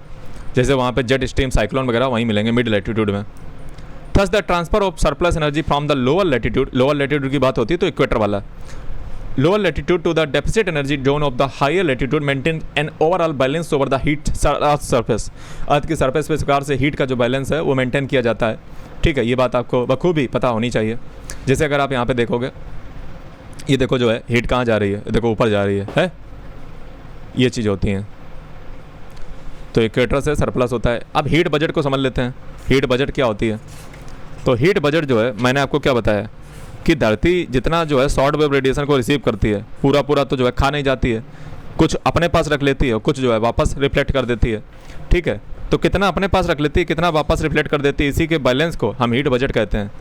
और इसको 100 माना जाता है, मतलब 100 का एग्जांपल लिया जाता है कि 100 मान लो हीट बजट 100 एनर्जी आ रही है तो उस हिसाब से इसको तोला जाता है। तो इसके लिए जो है मैं फ़ोटो आपको दिखाना चाहूँगा हीट बजट के लिए, तब आपको समझ में आएगा। हीट बजट की जो है फ़ोटो मुझे अच्छी मिल जाए। ये जो है फ़ोटो बहुत उचित है जहाँ से मैं आपको बहुत अच्छे से समझा सकूँगा कि आखिर हीट बजट जो है वो मेंटेन किया कैसे जाता है। हीट बजट, एक सेकेंड में पेंट में जो है आएगा, एक सेकेंड मुझे थोड़ा समय दीजिए। इसको मैं पहले सेव करता हूँ, ठीक है। इसको मैंने सेव कर लिया। अब मैं इसको पेंट में इंपोर्ट कर देता हूँ। ओपन, हीट बजट को यहाँ पे लगा दिया। अरे डोंट सेव। अब इसको थोड़ा सा बड़ा कर देता हूँ। अरे यार ये तो वही नहीं, ये तो वही नहीं।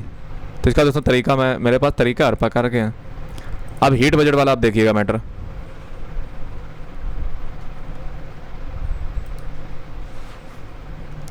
तो ये दोस्तों जो अपनी सरफेस पे देख रहे हो, स्क्रीन पे देख रहे हो, अब इसको थोड़ा सा देखने का प्रयास कीजिए, ठीक है। मैं इसको प्रिंट कर लेता हूँ, ठीक है। एक सेकेंड दीजिए, प्रिंट ही कर लें।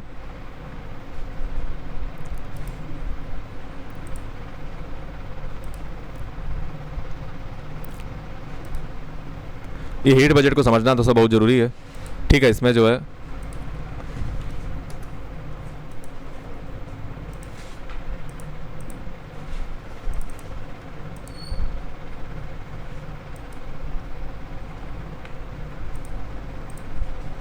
तो यहाँ पे आप देखिए हीट बजट को थोड़ा सा।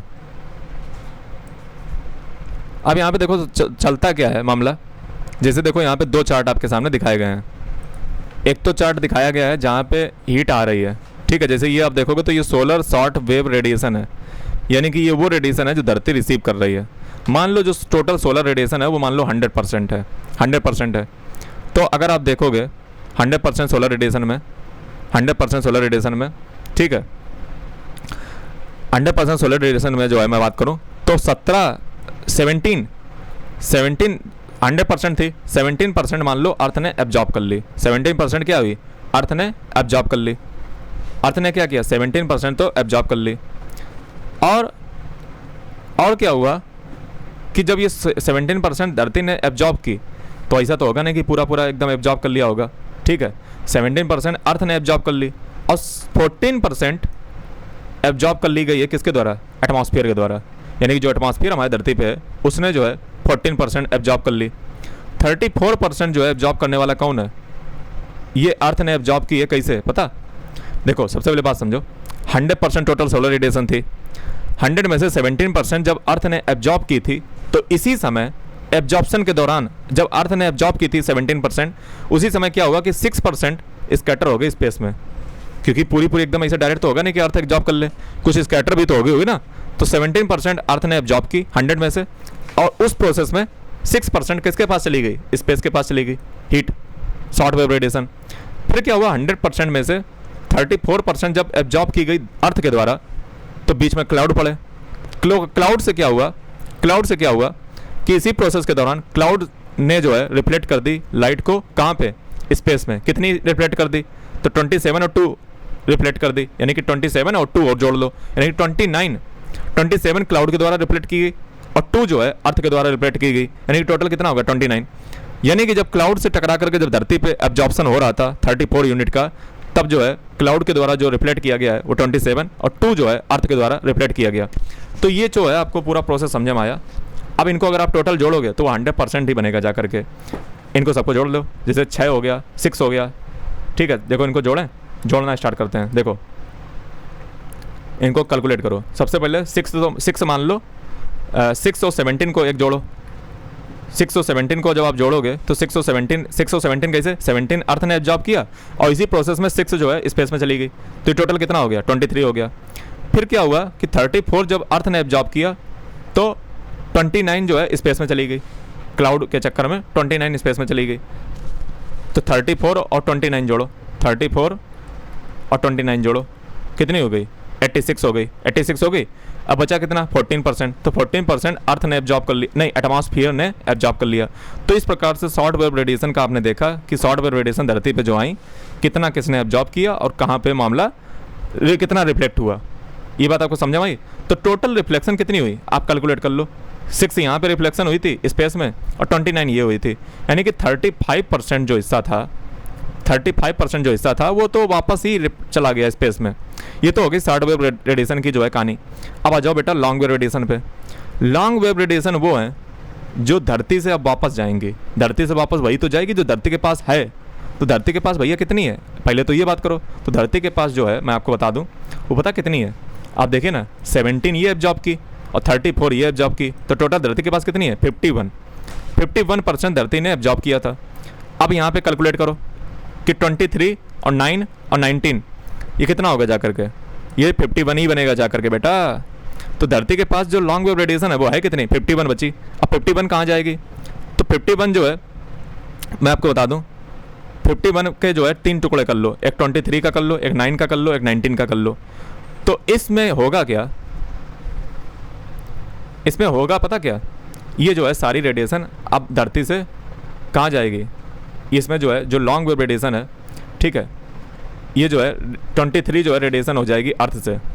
23 रेडिएशन कहाँ हो जाएगी, अर्थ से जो है रेडिएशन हो जाएगी, ठीक है। और इसमें कहाँ चली जाएगी 17 जो है परसेंट, 17 यहाँ पे परसेंट कहना सही नहीं होगा, ठीक है। 23 जो है, क्योंकि वहाँ पे 100 का मामला था, यहाँ पे 100 का कहानी ही नहीं है, इसलिए हम परसेंट नहीं कहेंगे। परसेंट तो तब कहेंगे ना जब 100 का मामला होता है, यहाँ पे 100 का मामला ही नहीं, 51 बची हुई भाई सब।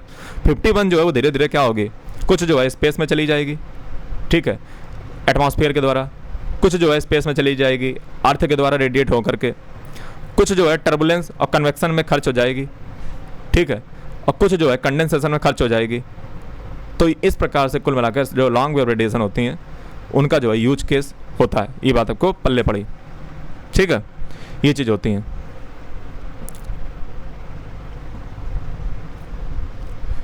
ठीक है। तो short wave radiation, long wave radiation आप समझ गए कि लॉन्ग वेव रेडिएशन जो है वो बची कितनी थी, मात्र 51 बची थी।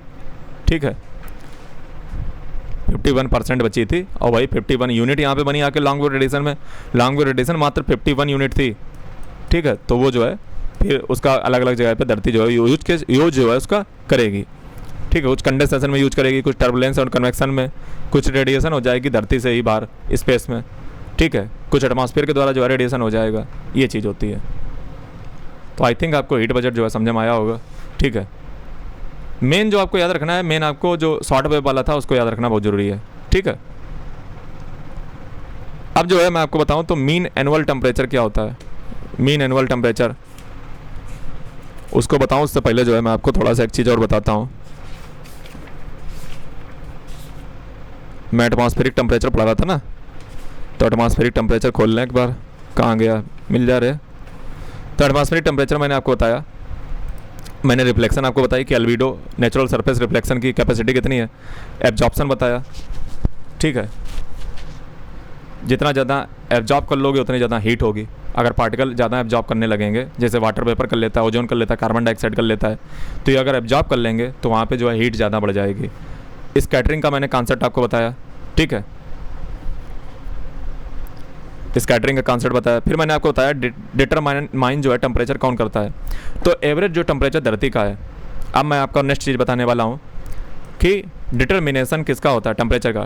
तो टेम्परेचर को डिटर्मिनेशन कौन करता है, स्कैटरिंग मैंने बता दिया। अब चौथे नंबर पे आ जाओ, टेम्परेचर जो है वो कैसे डिटरमाइन होता है। देखो दोस्तों, जो धरती का जो अर्थ का टेम्परेचर है, एवरेज टेम्परेचर, वो मैं आपको बताऊँ 15 डिग्री सेल्सियस है। कितना है, और ये हर जगह पे एक साथ नहीं है, ये हर जगह अनइवन है। ठीक है, और ये कैसे डिफरेंस होता है दोस्तों, मैं आपको बता दूं कि इक्वेटर पे टेम्परेचर आप बताओ ज़्यादा होगा कम होगा, कमेंट करके बताओ। इक्वेटर पे टेम्परेचर दोस्तों ज़्यादा होगा, क्योंकि वहाँ लंबा दिन होता है, ओवरहेड रे होती हैं, और जो है जैसे जैसे आप पोल की ओर जाते रहोगे तो टेम्परेचर घटता चला जाएगा। एल्टीट्यूड के हिसाब से मैंने आपको बता रखा है ऑलरेडी। एल्टीट्यूड के हिसाब से मैंने क्या बताया कि जहाँ पे जितना एल्टीट्यूड पे आप जाओगे टेम्परेचर डिक्रीज करेगा। ठीक है, ये बात आपको मैंने ऑलरेडी बता रखी है। 6.5 डिग्री सेल्सियस, 6.5 डिग्री सेल्सियस हर 1000 मीटर पे जो है घट जाता है टेम्परेचर। ठीक है, इसलिए जो माउंटेन एरिया होते हैं वो एक्सपीरियंस करते हैं लो टेम्परेचर। ठीक है, ना कि जो है सी लेवल वाले। जो सी लेवल वाले होंगे वहाँ पे उतना टेम्परेचर देखने को नहीं मिलता है, ये बात याद रखिएगा। जहाँ पे सी लेवल होगा, ठीक है, वहाँ पे टेम्परेचर उतना नहीं मिलेगा जितना माउंटेन जगह पे जो है टेम्परेचर मिलता है। ठीक है, चाहे भले वो सिमिलर लेटीट्यूड पे हो। अगर वो सिमिलर लेटीट्यूड पे भी हैं, ये बहुत लॉजिकल क्वेश्चन है, यूपीएससी जो आपसे पूछेगी। अगर सिमिलर लेटीट्यूड पे हैं तो टेम्परेचर कहाँ पे ज़्यादा होगा, माउंटेन पे ज़्यादा होगा, सॉरी टेम्परेचर कहाँ कम होगा, माउंटेन पे कम होगा कि सी लेवल पे कम होगा। तो टेम्परेचर कम कहाँ पे होगा, टेम्परेचर कम होगा सी पे जो है कम होगा। ठीक है, कहाँ कम होगा, तो ये टेम्परेचर हमेशा कम मिलेगा कहाँ पे, मैं गलत बोल जाता हूँ, टेम्परेचर कम मिलेगा तुम्हें माउंटेन पे। सी लेवल पे टेम्परेचर हाई होता है, चाहे भले जो है लेटीट्यूड पे ही क्यों ना हो। ठीक है, ये बात मेरी हमेशा याद रखिएगा। चाहे भले सिमिलर लेटीट्यूड पे हो तो माउंटेन पे टेम्परेचर हमेशा कम मिलेगा और सी लेवल पे टेम्परेचर थोड़ा सा ज़्यादा मिलेगा। ठीक है, ये बात याद रखिएगा। जैसे एक एग्जांपल ले लेते हैं, जैसे एक जगह है लिब्रेविल्ले जो है ये गबोन में पड़ती है, लिब्रेविल्ले। तो लिब्रेविल्ले में जो है मैं आपको बता दूं, लिब्रेविल्ले जो है 15 मीटर एबव है सी लेवल के 15 मीटर एबव है लिब्रेविल्ले, गैबोन में पड़ती है। ठीक है, गैबोन आप बताइए, अफ्रीका में पढ़ाया था मैंने, वर्ल्ड मैप जब पढ़ाया था, याद आया कुछ। तो लिब्रेविल्ले ये गैबोन में जगह पड़ती है, ये दोस्तों 15 मीटर एबव है सी लेवल के। और वहीं पर दूसरी जगह एक और है जिसका नाम है क्विटो, इक्वाडोर में पड़ता है, कैपिटल है शायद उसी की, क्विटो, जो 2850 मीटर एबव है सी लेवल के। दोनों सेम लेटीट्यूड पे हैं, लेकिन दोनों जो है इक्वेटर पे लोकेटेड हैं, लेकिन जो मीन एनुअल टेम्परेचर है, ठीक है, लिब्रेविल्ले का वो 26 डिग्री सेल्सियस है, जबकि क्विटो का 13 डिग्री सेल्सियस है। यानी कि जो लिब्रेविल्ले है, ठीक है, लिब्रेविल्ले कैसा है, लिब्रेविल्ले सी लेवल पे है, इसीलिए वहाँ पे क्या है, सी लेवल के कारण बस वहाँ पे जो है 26 डिग्री सेल्सियस रहता है, यानी कि 26 डिग्री सेल्सियस। और जो क्विटो है जो इक्वाडोर में पड़ता है, दोनों इक्वेटर पे हैं, और जो क्विटो है वहाँ पे टेम्परेचर डाउन रहता है 13 डिग्री सेल्सियस। ठीक है, इक्वेटर पे नहीं, मतलब ऑलमोस्ट इक्वेटर पे है, ये बात याद रखिएगा। ठीक है, तो आपको एल्टीट्यूड की महिमा समझ में आई। पहले तो मैंने आपको लैटीट्यूड की महिमा बताई, फिर मैंने आपको बताई एल्टीट्यूड की महिमा। ये जो अभी बात बताई थी ये कॉन्सेप्चुअल बात थी जो मैक्सिमम लोगों को नहीं पता होती है। अब मैं आपसे बात करने वाला हूँ क्लाउड कवर। क्लाउड कवर इसका भी टेम्परेचर पे इफेक्ट पड़ता है क्लाउड कवर का।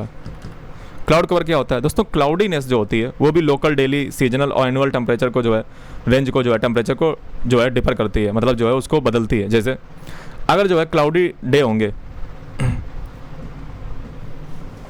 अगर क्लाउडी डे होंगे तो कैसा टेम्परेचर रहेगा? कूलर रहेगा। अगर क्लाउडी नाइट होंगी कॉन्सेप्ट है यहाँ पे, कॉन्सेप्ट है, पकड़ो कॉन्सेप्ट को। क्लाउडी का डे होगा तो बेटा जगह कैसी रहेगी? कूल रहेगी, ठंडा ठंडा, कूल कूल। आप कहोगे सर बात नहीं समझे तो उसके लिए हम बैठे हैं ना। यहाँ पे दोस्तों कॉन्सेप्ट है, यहाँ कॉन्सेप्ट है, बहुत इंपॉर्टेंट कॉन्सेप्ट है, समझिए बात को। कि दिन जैसे मान लो दिन है, ठीक है, चंदा मामा निकले हुए हैं, नहीं सूरज निकला हुआ है, दिन है, तो दिन से जब रेडिएशन निकल रही है, जब क्लाउड होगा तो रेडिएशन धरती पे नहीं पहुंच पाएगी। तो जब क्लाउडी डे होता है तो ठंडी होती है क्योंकि वो रेडिएशन धरती पे नहीं पहुंच पा रही है। लेकिन जब क्लाउडी नाइट होगी तो गर्मी होगी।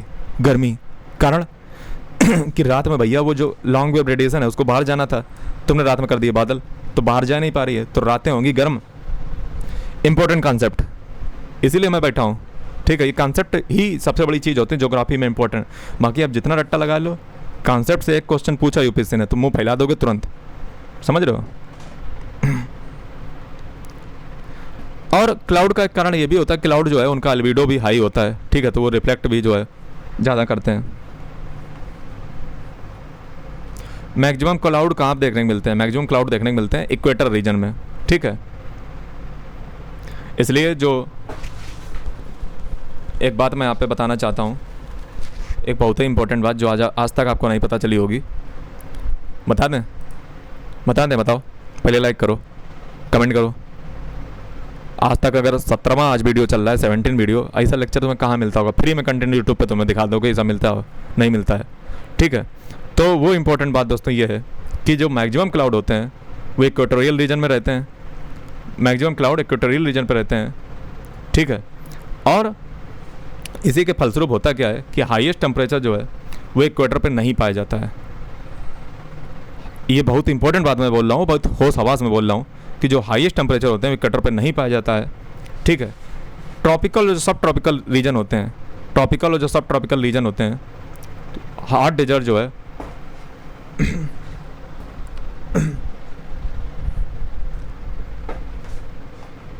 ट्रॉपिकल और सब ट्रॉपिकल जो रीजन होते हैं वहाँ पे मिनिमम क्लाउड पाए जाते हैं। और वहाँ पे मिनिमम क्लाउड पाने जाने के कारण वहाँ पे हाईएस्ट टेम्परेचर होता है। जैसे जो है ट्रॉपिक ऑफ कैंसर, जैसे अल जजिया लीबिया में पड़ता है, डेथ वैली कैलिफोर्निया में पड़ता है, और गंगानगर और जोधपुर इंडिया में पड़ता है। तो ये बात आपको बहुत ही इंपॉर्टेंट पता चली कि जो दरअसल हाईएस्ट टेम्परेचर होते हैं वो मिनिमम क्लाउड में पाए जाते हैं, जैसे ट्रॉपिकल और सब ट्रॉपिकल। जो इक्वेटर होता है वहाँ पे अधिक क्लाउड होने के कारण टेम्परेचर हाई नहीं पाया जाता है, हाईएस्ट टेम्परेचर वहाँ पे नहीं होता है। इसलिए जो हॉट डेजर्ट होते हैं वो सब ट्रॉपिकल और ट्रॉपिकल एरिया में पाए जाते हैं। बहुत इंपॉर्टेंट बात है, मैक्सिमम लोगों को गलती रहती है इसमें, ठीक है। अगला जो फैक्टर है, एक तो हो गया क्लाउड कवर, अगला जो फैक्टर होता है, अगला फैक्टर होता है वो दोस्तों होता है डिस्टेंस फ्रॉम सी या ओशियन। तो डिस्टेंस भी जो है सी या ओशियन से मैटर करती है। क्या मैटर करती है डिस्टेंस फ्रॉम सी या ओशियन? वो मैटर दोस्तों ये करती है, डिस्टेंस सी और ओशियन से वो मैटर ये करती है, क्या मैटर करती है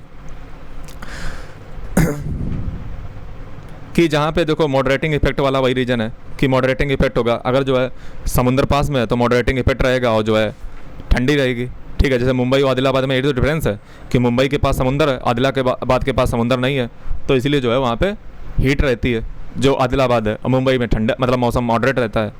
अगला जो कारण है वो दोस्तों है विंड, हवाएँ, विंड से। तो हवाएं भी जो है वो डिस्ट्रीब्यूशन ही तो करती हैं, जैसे हाई लेटीट्यूड से लो लेटीट्यूड पे जो है टेम्परेचर लेकर आती हैं और लो लेटीट्यूड से हाई लेटीट्यूड पे ले जाती हैं।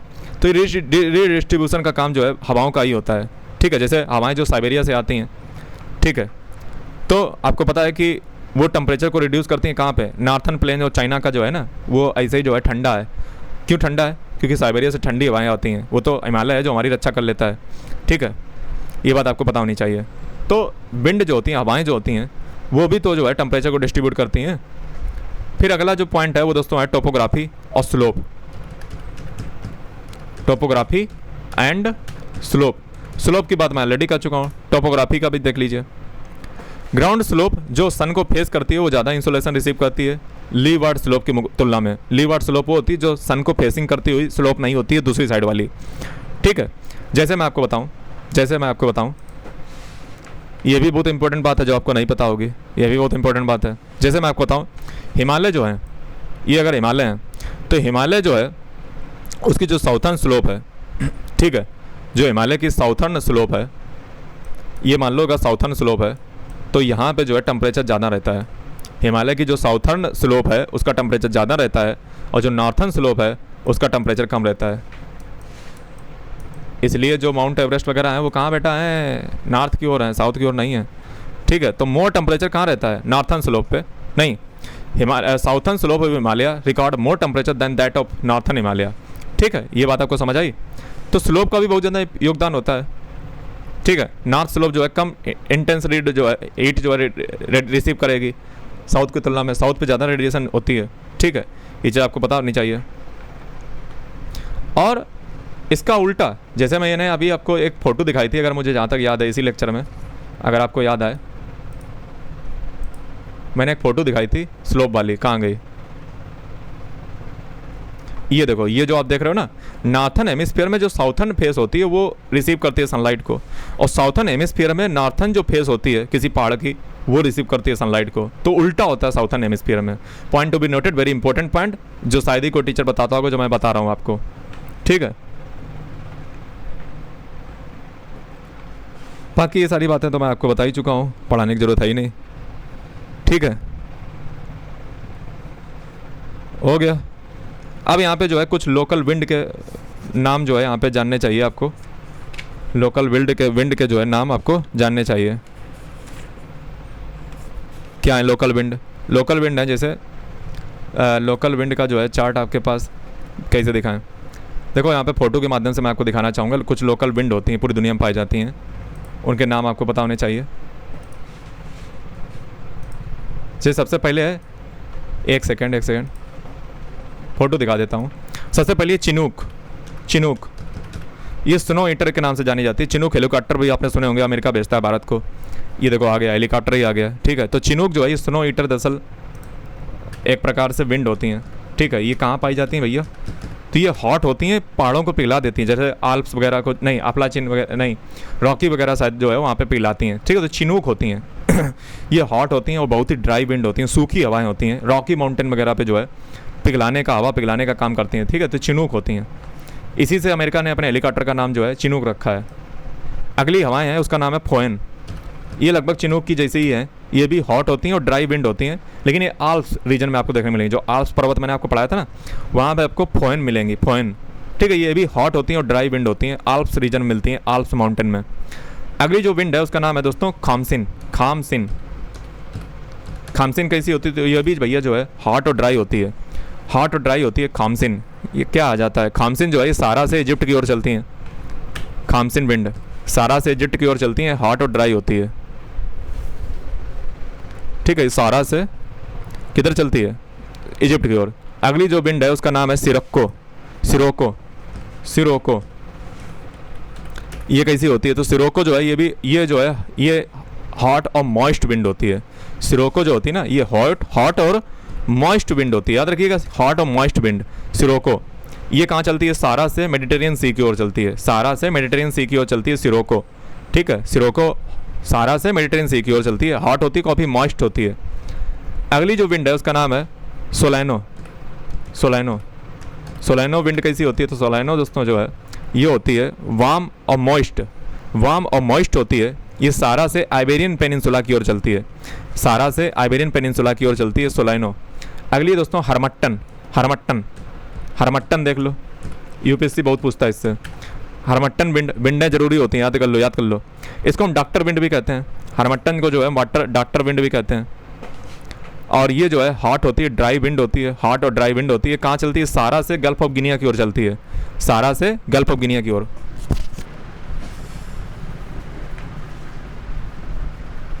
हरमट्टन हो गई। अगली जो विंड है उसका नाम है बोरा। तो बोरा देख लो, बोरा जो है ये कोल्ड और ड्राई विंड होती है। बोरा विंड कोल्ड और ड्राई होती है, कोल्ड होती है, ड्राई विंड होती है। ये कहाँ चलती है? डायनेरिक आल्प्स से, जो दिनारिक आल्प्स हैं वहाँ से एड्रियाटिक सी कोस्ट की ओर चलती है बोरा। ठीक है, ये कैसी होती है? कोल्ड और ड्राई विंड होती है।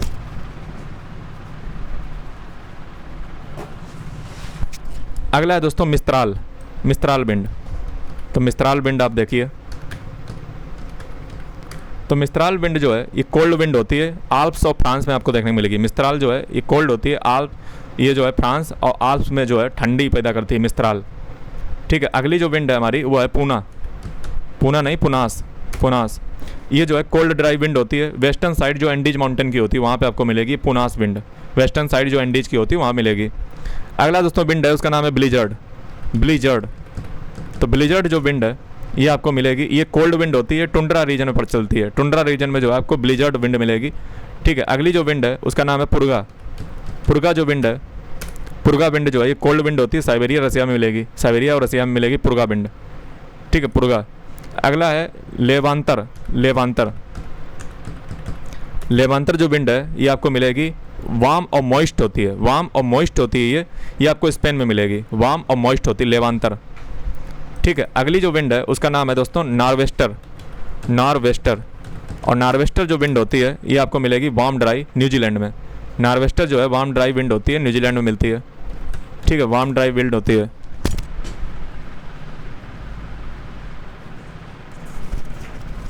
अगला है सेंट आना विंड, सेंट आना विंड, सेंट आना विंड। तो सेंट आना जो विंड है ये आपको मिलेगी, हार्ड विंड होती है, ये आपको मिलती है साउथर्न जो कैलिफोर्निया है। ठीक है, तो साउथर्न कैलिफोर्निया में ये आपको विंड मिलेगी। ठीक है, ये बात आपको याद होनी चाहिए, साउथर्न कैलिफोर्निया में ये मिलती है सेंट आना विंड। अगली है दोस्तों काराबुरम। काराबुरम जो है इसको ब्लैक स्टॉर्म भी कहते हैं, काराबुरम को ब्लैक स्टॉर्म, तूफान लाती है काराबुरम। काराबुरम जो विंड है ये आपको मिलती है कोल्ड डस्टी विंड। ये कोल्ड डस्टी विंड है, सेंट्रल एशिया में चलती है, कोल्ड है, डस्टी विंड है, डस्ट लाती है। अगली है दोस्तों कैलिमा विंड, कैलिमा जो विंड है, कैलिमा विंड। जो कैलिमा विंड है ये मैं आपको बता दूं डस्ट लेडन ड्राई विंड है, डस्ट वाली जो है ड्राई विंड है, और ये चलती है सहारा डेजर्ट से कैनरी आइलैंड की ओर। कैलिमा जो विंड है, कैलिमा जो विंड है ये डस्ट वाली विंड है, ड्राई विंड है, ये सहारा डेजर्ट से कैनरी आइलैंड की ओर चलती है। ठीक है, वर्ल्ड मैप में पढ़ाया होगा। गिबली, गिबली जो विंड है, ठीक है, गिबली एक एआई वाला आया था याद है। तो गिबली जो विंड है, देखो एआई आ गया। गिबली जो विंड है ये हॉट ड्राई विंड है, ये लीबियन हाईलैंड पे चलती है, लीबियन हाईलैंड पे गिबली विंड चलती है। लास्ट जो विंड है उसका नाम है दोस्तों लू। और लू जो आपको पता है कि ये हॉट ड्राई विंड है, लू हॉट ड्राई विंड है, और ये चलती है Sutlej Ganga plain of north India. ठीक है, सतलज गंगा प्लेन। बात समझे भाई? अगला जो हम फैक्टर की बात कर रहे हैं 10 नंबर, उसका है नाम ओशियन करंट। ओशियन करंट की चर्चा मैं ऑलरेडी कर चुका हूँ इसलिए नहीं करूँगा। अगला जो पॉइंट है वो दोस्तों है क्या? वेजिटेशन। वेजिटेशन का बड़ा रोल होता है, वेजिटेशन। दोस्तों जो ग्रीन प्लांट होते हैं वो ट्रांसपिरेशन की प्रक्रिया करते हैं। ट्रांसपिरेशन एक प्रकार की प्रक्रिया होती है जिसमें जो एक्सेस वाटर होता है जो ग्रीन प्लांट होते हैं वो उसको रिलीज करते हैं। ठीक है, अपने जो छोटे छोटे जो उनके पोर होते हैं स्टोमेटा, उनसे जो है पानी को रिलीज करते हैं। ठीक है, ये मॉइस्चर क्या होता है? इवेपोरेट हो जाता है एयर में। ठीक है, इससे कूलिंग इफेक्ट बनता है। ठीक है, तो वेजिटेशन भी जो है रोल प्ले करती है टेम्परेचर में, ये आपको बात पता होनी चाहिए। क्योंकि जो ग्रीन प्लांट होते हैं वो ट्रांसपिरेशन करते हैं जिससे एक्सेस जो वाटर होता है उसको रिलीज करते हैं, जिसका जो है इवेपोरेशन होता है, तो कूलिंग इफेक्ट उसका देखने को मिलता है। ठीक है,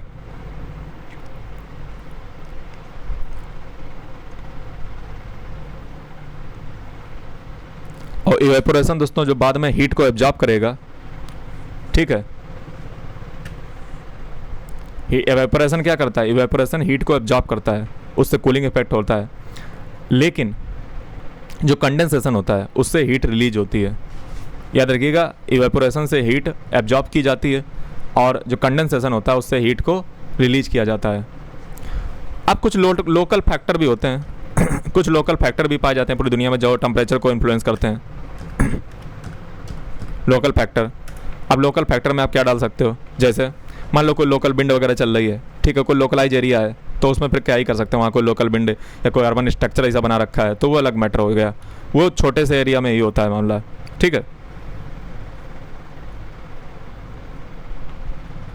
तो ये बात आपको समझ में आई। अब हम देखेंगे कि हॉरिजॉन्टल डिस्ट्रीब्यूशन टेम्परेचर कैसे होता है, किसका, हॉरिजॉन्टल टेम्परेचर का डिस्ट्रीब्यूशन कैसे होता है, horizontal distribution of temperature, horizontal distribution of temperature, horizontal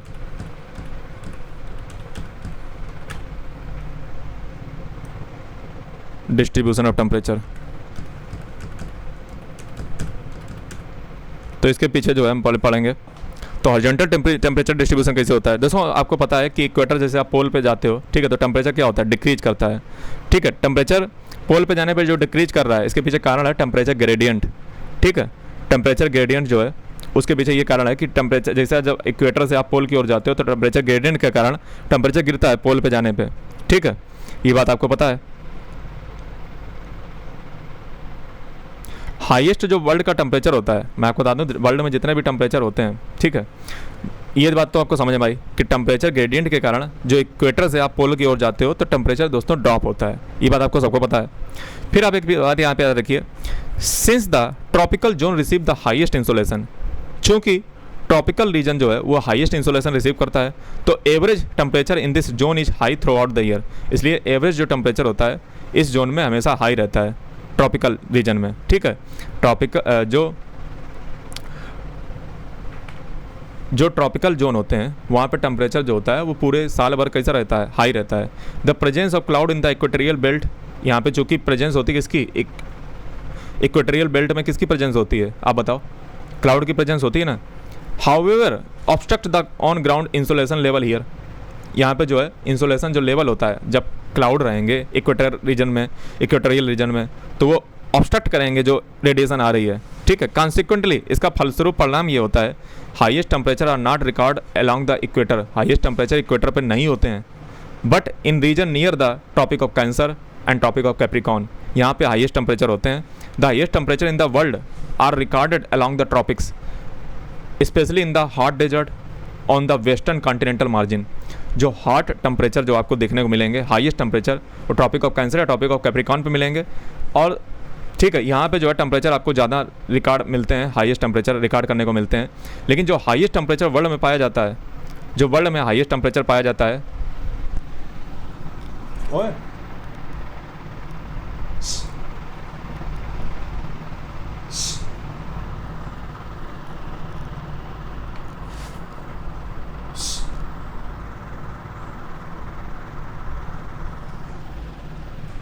light वो बंद कर दो, नहीं तो बत्ती चली गई ना, लाइट चली गई है, अब इसका चालू ना करो ना तो आओ तो कट जाएगी चक्कर में।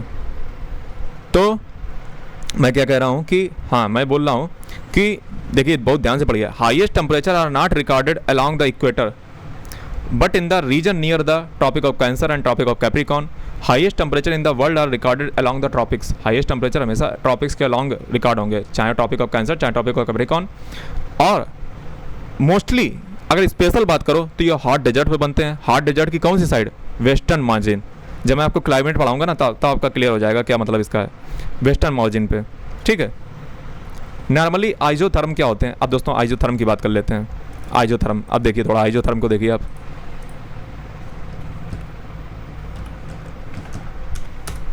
आइजोथर्म देखिए क्या होते हैं। आइजोथर्म दोस्तों वो लाइनें होती हैं पूरी दुनिया में, लैटिट्यूडिनल लाइनें होती हैं जिन पे टेम्परेचर सेम रहता है अक्रॉस द वर्ल्ड। अरे यार कहाँ खोल दिया, आइजोथर्म मैं बात कर रहा हूँ।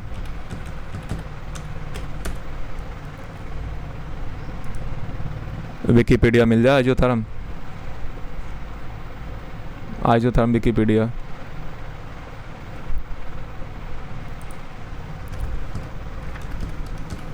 दोस्तों आइजोथर्म क्या होती हैं, एक प्रकार से लैटिट्यूड जैसे होते हैं वैसे ये भी एक लाइन होती है आइजोथर्म वाली, ठीक है। इन पे क्या होता है, इन लाइनों पे टेम्परेचर ओवर जितनी भी जहाँ भी लाइन जाएंगे वहाँ पे सेम रहेगा टेम्परेचर आइजोथर्म। हालांकि हमें मिल ही नहीं रहा है, कहाँ मिल जा,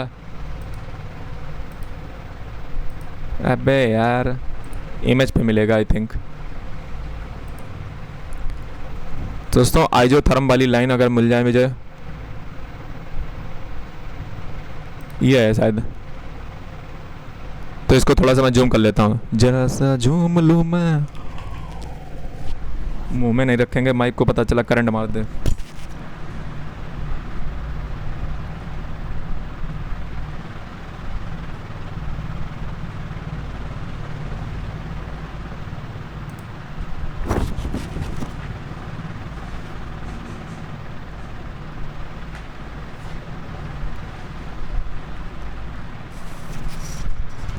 ये दोस्तों जो आपको लाइनें खिंची खिंची टेढ़ी बड़ी दिख रही है ना, ये आइसोथर्म है।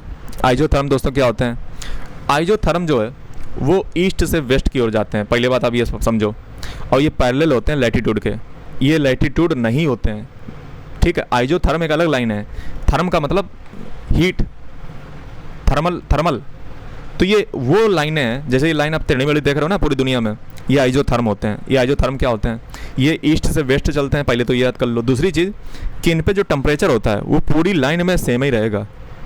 जैसे आप एक चीज़ देखो, यहाँ पे नोट करो कि जो साउथर्न हेमिस्फीयर में आप आइसोथर्म लाइन देख रहे हो काफ़ी सीधी लग रही हैं, लेकिन नॉर्थ में अगर आप देखोगे तो आइसोथर्म देखो कितना बेंड है, कितना ऊंचा नीचे आड़ा बड़ा है। उसके पीछे कारण ये है कि साउथ में पूरा समुंदर है ज़्यादा, इसलिए यहाँ पे ज़्यादा बेंड जो है टेम्परेचर में देखने को नहीं मिलता है। लेकिन नॉर्थ में चूँकि लैंड भी है, ओशियन भी है, इसलिए वहाँ पे बेंडिंग जो है आइसोथर्म की ज़्यादा आपको देखने को मिलती है नॉर्थ में। आप देखिए, तो इसके बारे में मैं आपको क्या बताना चाह रहा हूँ, मैं बताना ही चाह रहा हूँ। Isotherm run east to west. लिखा करो, कापी पेन रखा करो, समझ रहे हो? ऐसे ना बैठा करो कोका ऐसे।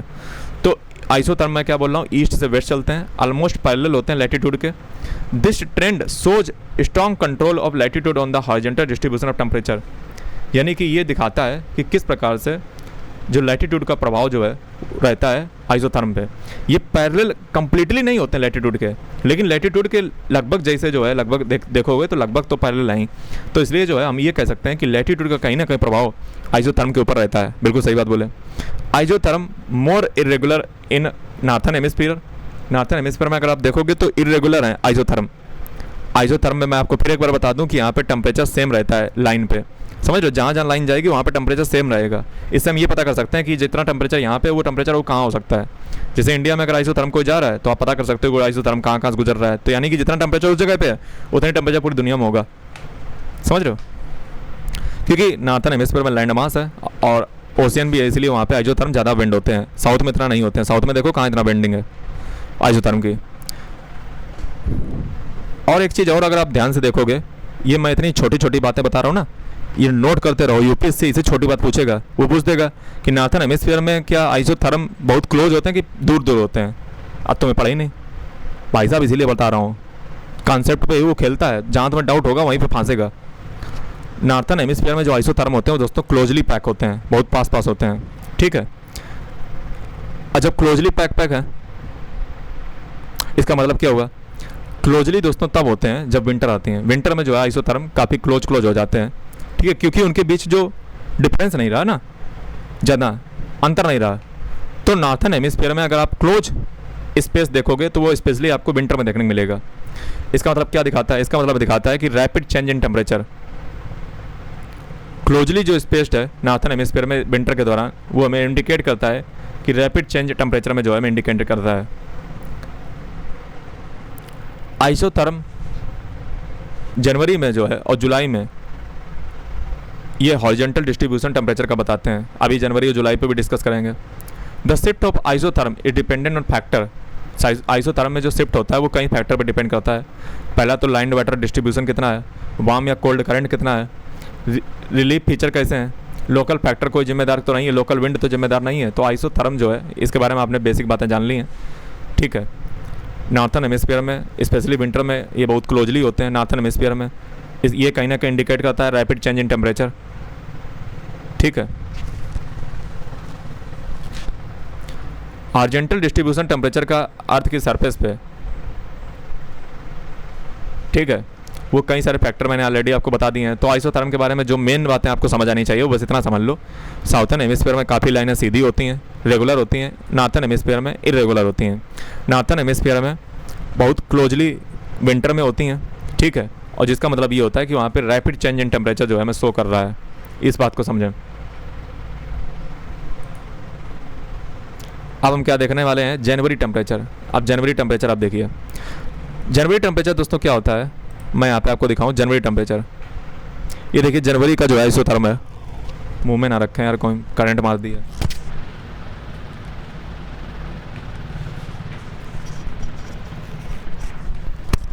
ये हमारे सामने जो है जनवरी का आइसोथर्म है। देखो इसमें होता क्या है, आप पहले समझो। Distribution pattern of temperature in month of January has been shown in figure. ये जो फिगर में दिया गया है, जनवरी में क्या होता है कि सन की जो रे होती हैं वर्टिकल कहाँ पे होती हैं? जनवरी में सन की रे वर्टिकल होती है बेटा साउथर्न हेमिस्फीयर में। साउथर्न हेमिस्फीयर में सन की रे वर्टिकल होती हैं, इसीलिए तो सर्दी होती है नॉर्थर्न हेमिस्फीयर में, भारत में। इसका परिणाम क्या होता है? इसका परिणाम ये होता है कि जो हाईएस्ट टेम्परेचर जनवरी में होता है वो साउथर्न हेमिस्फीयर में होता है। ठीक है, ये बात आपको पता ही। और अफ्रीका और ऑस्ट्रेलिया वगैरह जो है हायर टेम्परेचर फील करते हैं लैंड मास पे अपने, अफ्रीका और ऑस्ट्रेलिया जनवरी महीने में। ठीक है, क्योंकि आइसोथर्म कहाँ शिफ्ट हो जाता है? आइसोथर्म शिफ्ट हो जाता है दोस्तों कहाँ? साउथ की ओर। साउथ की ओर लैंड पे शिफ्ट हो जाएगा और towards north over the seize.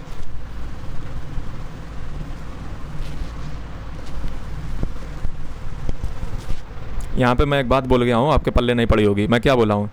जनवरी महीने में साउथर्न हेमिस्फीयर में सन रहता है, तो जनवरी में ऑस्ट्रेलिया और अफ्रीका में गर्मी पड़ेगी, साउथर्न हेमिस्फीयर में है।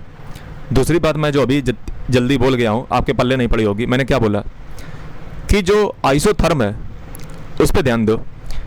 आइसोथर्म साउथ की ओर जाएगा, लैंड पे बेंड हो जाएगा। देखो पूरा आइसोथर्म जो है वो तो बेंड हो ही गया, साउथर्न हेमिस्फीयर की ओर जाएंगे ही। इसका मतलब ये नहीं होता कि नॉर्थ वाले सारे भाग के जो है साउथ में शिफ्ट हो जाए, ऐसा नहीं होता है। मैं कह रहा हूँ बेंडिंग होती है रिलेटिवली। तो बेंडिंग होती कितनी है ये समझो पहले। साउथ की ओर बेंडिंग होगी दोस्तों लैंड पे, याद रखिएगा। ऑस्ट्रेलिया और अफ्रीका में साउथ की ओर आइसोथर्म की बेंडिंग होगी, किसकी? लैंड पे। और सवाल है कि सर साउथ में लैंड पे बेंडिंग आइसोथर्म की क्यों हो रही है? मैंने क्या बताया था कि सबसे पहले गर्मी किसको फील होती है भाई साहब? लैंड को। इसलिए बहुत जल्दी उचक के भागेगा साउथ की ओर। कौन? आइसोथर्म साउथर्न हेमिस्फीयर में, लैंड में। ओशियन पे सर कहाँ रहेगा? ओशियन में टाइम लगता है आइसोथर्म को बेंड होने में, तो ओशियन में रहेगा नॉर्थ की ओर। यानी कि सबसे आगे कौन रहेगा? आइसोथर्म, लैंड पे। और सबसे पीछे कहाँ रहेगा? ओशियन पे, क्योंकि ओशियन को समय लगता है। इंपॉर्टेंट कॉन्सेप्ट है। अब जुलाई का जरा देख लो, जुलाई का आइसोथर्म देख लो। जुलाई आइसोथर्म,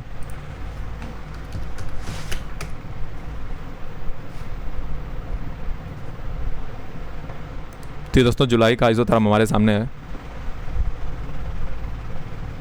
ये अच्छा नहीं है।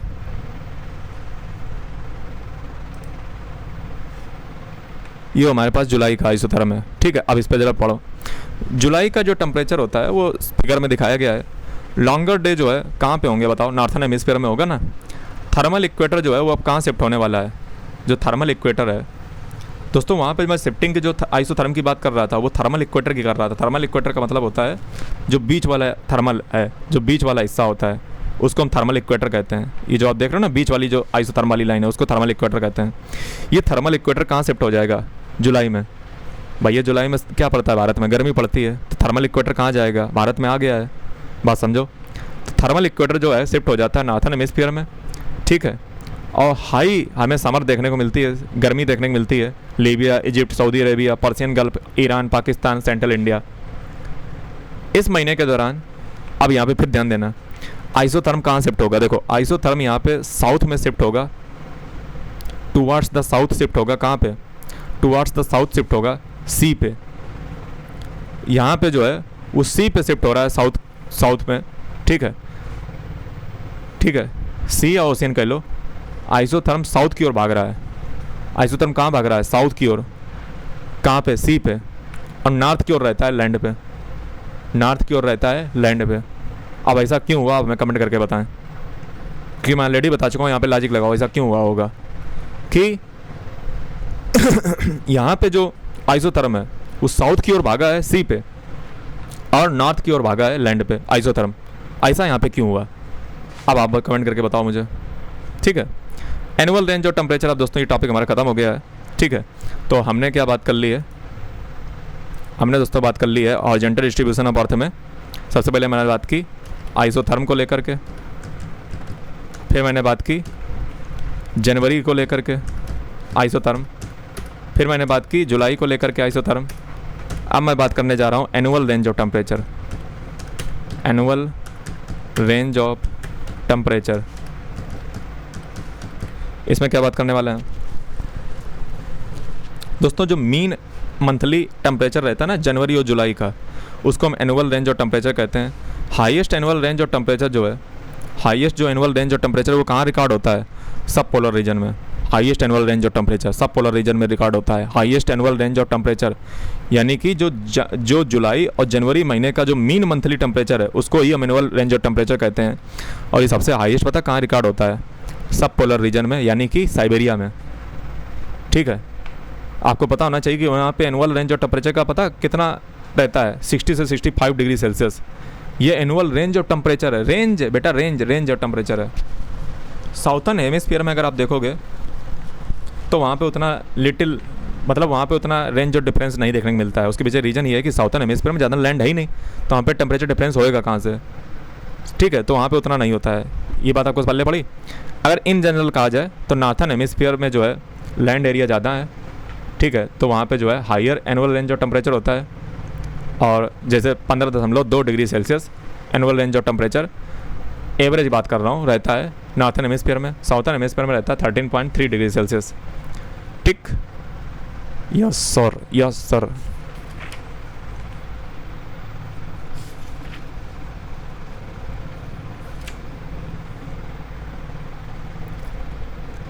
पल्ले पड़ी मेरी कहानी? एक कहानी है जो सबको सुनानी है। अब दोस्तों डायर्नल रेंज ऑफ टेम्परेचर की बात कर लो। डायर्नल रेंज ऑफ टेम्परेचर, ये डायर्नल क्या होता है? दिन और रात का।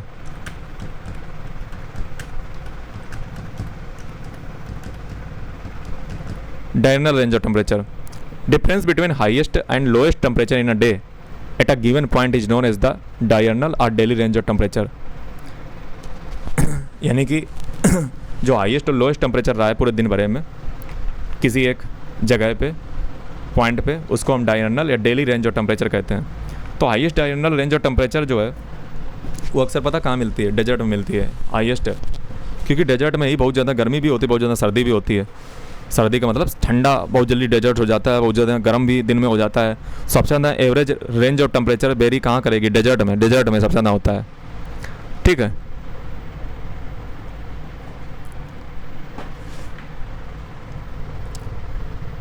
इक्वेटर के पास जो है डेली रेंज जो है एक्सीड कर जाती है एनुअल रेंज के। इक्वेटर पे जो है जो मतलब जो डायर्नल रेंज ऑफ टेम्परेचर जो होती है, ठीक है, जो डेली रेंज ऑफ टेम्परेचर है उसको भी पार कर जाता है इक्वेटर। समझ रहे हो? उसको भी इक्वेटर पार कर जाता है। जबकि जो पोल होते हैं, पोल ठंडे रहते हैं, तो वहाँ पे ना तो देखो बहुत भीषण दिन भर में बहुत टेम्परेचर बढ़ता है ना घटता है। तो वहाँ पे जो डायर्नल रेंज ऑफ टेम्परेचर पोल में होता है वो बहुत ज़्यादा जो है वो बहुत ज़्यादा जीरो के बराबर होता है। लगभग ऐसा मान लो जीरो के बराबर होता है पोल पे। सबसे ज़्यादा जो है अगर आप देखने को मिलेगा तो एक्सीड कर जाता है। मतलब डायर्नल जो रेंज ऑफ टेम्परेचर यानी कि दिन भरे में सबसे हाईएस्ट टेम्परेचर, सबसे लोएस्ट टेम्परेचर, ये एक्सीड कहाँ कर जाता है? इक्वेटर पे। और डेजर्ट में जो है डेजर्ट में जो है ये अक्सर आपको देखने मिलेगा कि टेम्परेचर जो है डायर्नल रेंज ऑफ टेम्परेचर अक्सर हाईएस्ट रिकॉर्ड किए जाते हैं। ठीक है, तो नियर द इक्वेटर क्या होता है? Daily range of temperature exceed कर जाता है एनुअल रेंज को भी। ठीक है, मैंने एनुअल रेंज कहा है, डेली नहीं बोला है। एनुअल रेंज ऑफ टेम्परेचर को एक्सीड कर जाता है इक्वेटर पे, याद रखिएगा। डेली रेंज मतलब कितनी बड़ी बात है कि एनुअल जो रेंज ऑफ टेम्परेचर थी उसको एक्सीड कर देता है डेली रेंज ऑफ टेम्परेचर। कहाँ पे? इक्वेटर पे। बात समझे भाई? हाईएस्ट टेम्परेचर जो डायर्नल है वो कहाँ रिकॉर्ड किया जाता है? डेजर्ट पे, क्योंकि वहीं पे ज़्यादा गर्मी भी हो जाती है, ज़्यादा सर्दी भी हो जाती है, टेम्परेचर में बहुत ज़्यादा वेरिएशन होता है। दो पोल पे जो है टेम्परेचर लगभग जो है डेली का लगभग जीरो रहता है डायर्नल, क्योंकि वहाँ पे ज़्यादा ठंडी गर्म होती नहीं है। ठीक है, हो गया। The range of temperature over the ocean is also small, यानी कि ओशियन पे भी जो है रेंज ऑफ टेम्परेचर काफ़ी स्मॉल रहता है, क्योंकि ओशियन भी जल्दी गर्म ठंडे नहीं होते हैं।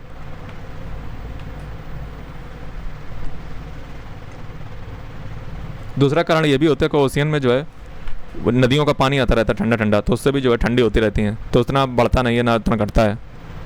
ठीक है, जैसे डेली रेंज ऑफ टेम्परेचर जो है सारा डेजर्ट में और अरिजोना डेजर्ट में 30 से 40 डिग्री सेल्सियस से भी अधिक जो है देखने को मिलता है। तो ये दोस्तों पूरी कहानी थी, आपको समझ आई होगी। ठीक है, समराइज कर देते हैं एक बार में। समरी दोस्तों ये है कि डेजर्ट में जो है temperature daily range diurnal range और टेम्परेचर डेजर्ट में हमेशा हाईएस्ट रिकॉर्ड किए जाते हैं, क्योंकि वहाँ पे ज़्यादा जल्दी गर्मी और ज़्यादा जल्दी सर्दी भी होती है डेजर्ट रेगिस्तान में। इक्वेटर में जो है जो डेली रेंज ऑफ टेम्परेचर होता है वो एक्सीड कर देता है एनुअल रेंज ऑफ टेम्परेचर को, ये बड़ी बात है। पोल पे जो है daily range of temperature almost zero होता है, क्योंकि वहाँ पे वेरिएशन ज़्यादा होता ही नहीं है। तो दोस्तों आपका ख़त्म हुआ मामला। ठीक है, ये चीज़ आपकी ख़त्म हो गई।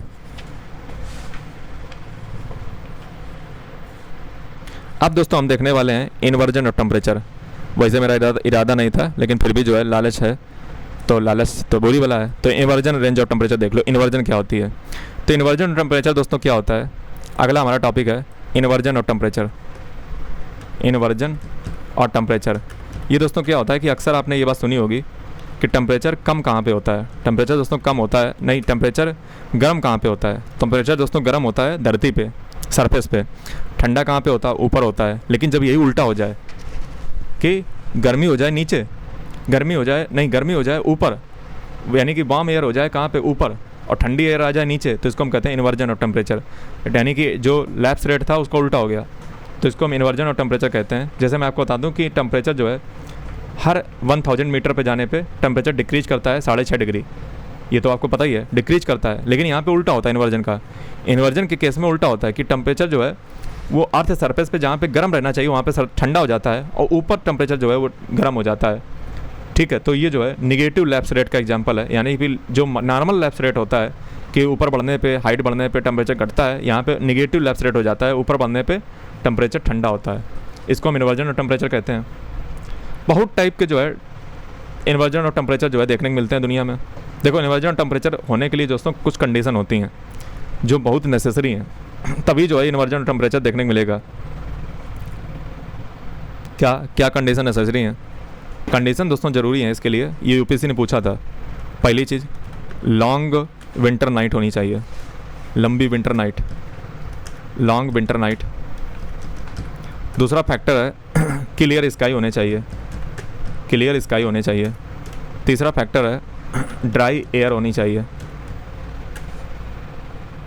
ड्राई एयर होनी चाहिए with low relative humidity, relative humidity.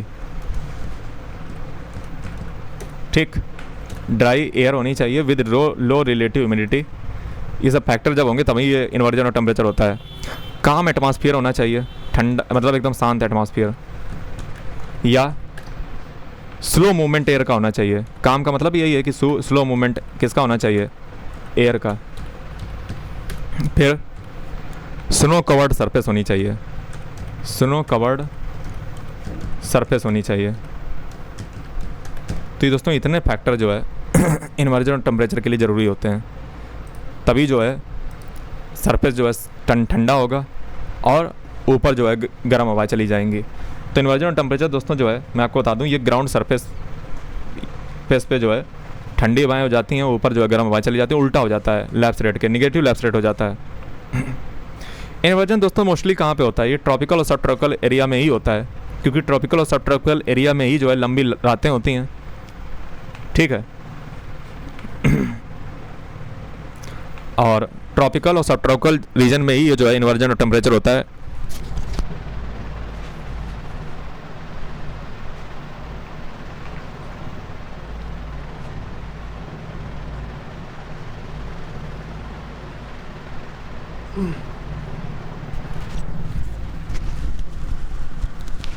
दोस्तों ट्रॉपिकल जोन में एक नुकसान ये भी होता है कि इन्वर्जन ऑफ टेम्परेचर बहुत जल्दी गायब हो जाता है, क्योंकि जैसे धूप निकलती है तो इन्वर्जन ऑफ टेम्परेचर खत्म हो जाता है ट्रॉपिकल में। दोस्तों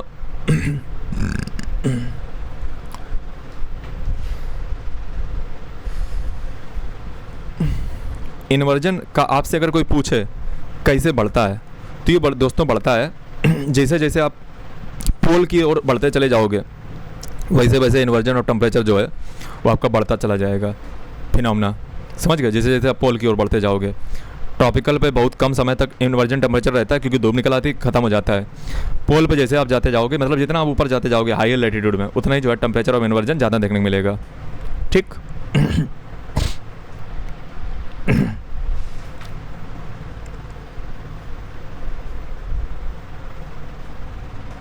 ये बात समझ में आई।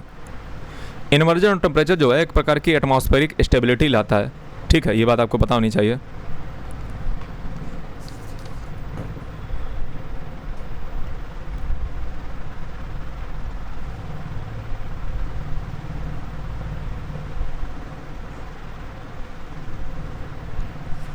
इसके दोस्तों इम्पैक्ट क्या होते हैं इन्वर्जन ऑफ टेम्परेचर के? इम्पैक्ट दोस्तों इसके ये होते हैं कि जो इम्पैक्ट हैं वो आप समझिए। इम्पैक्ट क्या होते हैं इसके बहुत सारे इम्पैक्ट होते हैं जो आप अक्सर देखते होगे लेकिन कभी आपने नोटिस नहीं किया।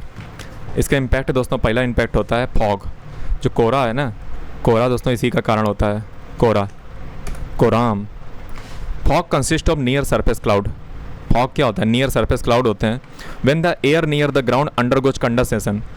जब अर्थ के जो सरफेस के नियर की जो एयर होती है वो जब कंडेंसेशन में जाती है, कंडेंसेशन का मतलब होता है जैसे आप पानी लो, कोल्ड ड्रिंक लो, कोल्ड ड्रिंक के आसपास आप देखोगे थोड़ी थोड़ी बिंदु जैसी लाइन आ जाती हैं, समझ रहे हो, पॉइंट आ जाते हैं, पानी जम जाता आकर के। अरे आप गिलास में लो ठंडा पानी, उसके आसपास जो आ जाता है ना पानी सा गिलास के आसपास, उसको हम कंडेंसेशन कहते हैं। मतलब आसपास की एयर को कूल डाउन कर देता है, समझ रहे हो, उसी को कंडेंसेशन कहते हैं, हिंदी में संघनन कहते हैं।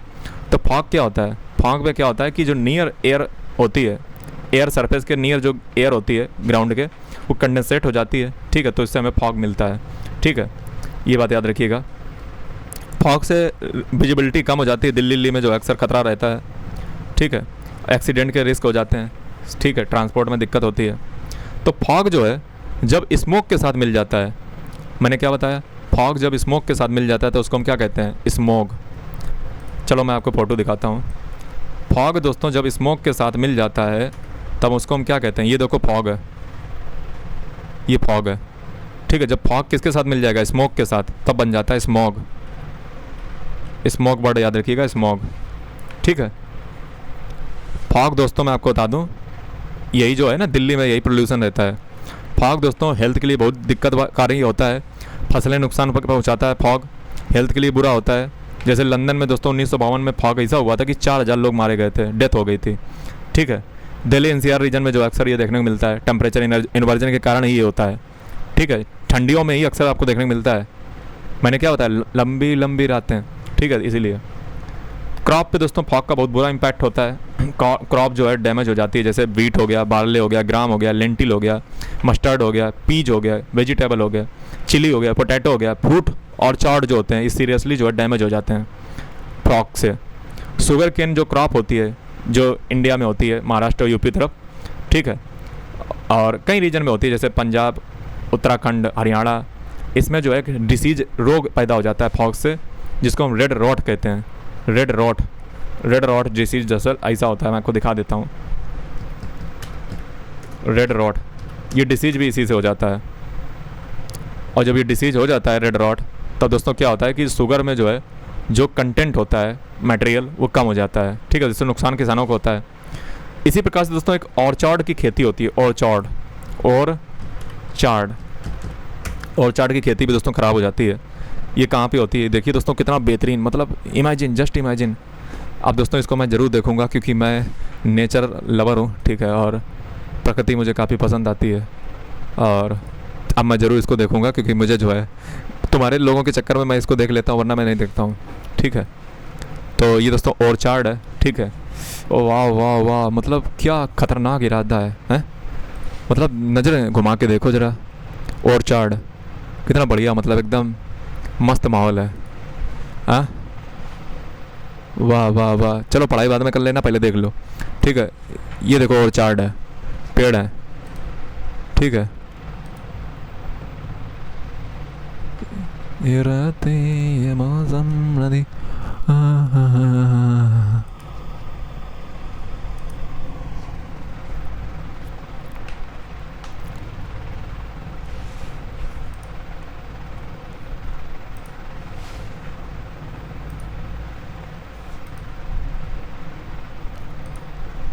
तो दोस्तों आपने ऑर्चार्ड की खेती फाइनली देख ली, अब मुद्दे पे आ जाओ। तो ऑर्चार्ड दोस्तों जो है ये California, Switzerland, France, Italy, Spain, ये सब डैमेज हो जाते हैं ऑर्चार्ड की खेती, ठीक है, फॉग की वजह से, फॉग और फ्रॉस्ट की वजह से। ब्राज़ील और यमन में दोस्तों जो है जो फॉग होता है वो फेवरेबल माना जाता है। ब्राज़ील और यमन में ये फेवर करता है किसको? कॉफ़ी, वहाँ पे कॉफ़ी होती है ना, उसको फेवर करता है ये fog. Crops growing on mountain sides however experience frost protection due to temperature inversion. दोस्तों जो माउंटेन साइड होती है ना, जो माउंटेन साइड पे क्रॉप ग्रो की जाती हैं, वहाँ पे जो है फ्रॉस्ट से जो है प्रोटेक्शन मिलती है इस फॉग की वजह से। ये टेम्परेचर इन्वर्जन जब होता है ना तो वहाँ पे फ्रॉस्ट नहीं होती है। जो माउंटेन की साइड पे जो क्रॉप फसलें जो उत्पादित की जाती हैं, प्रोडक्शन जो होता है, ये जब फॉग पड़ता है तो वहाँ पे फ्रॉस्ट से प्रोटेक्शन हो जाती है इन टेम्परेचर इन्वर्जन के कारण, क्योंकि वो सब मामला नीचे आ गया तो उनकी प्रोटेक्शन हो जाती है फ्रॉस्ट से। किसकी? माउंटेन साइड पे जो फसलें होती हैं।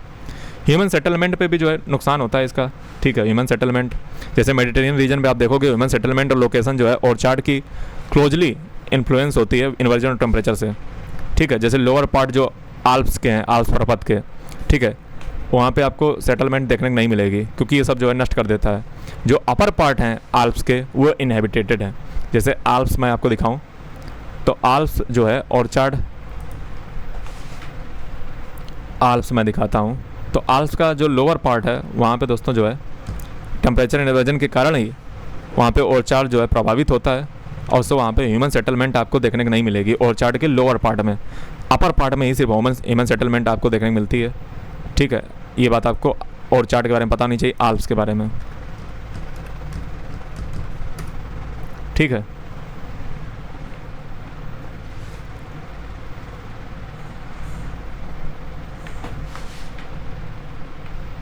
ये क्या आ गया, ठीक है। तो मेडिटेरियन के बारे में पता चला।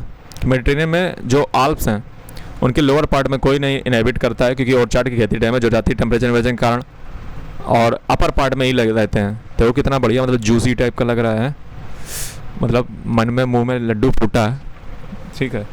चलिए जो आज के लेक्चर को समाप्त करते हैं यहीं पे, और धन्यवाद। बाकी जो है फिर कभी बात करेंगे। चैनल को सब्सक्राइब, बेल आइकन को प्रेस, लाइक कर दीजिएगा वीडियो को। धन्यवाद।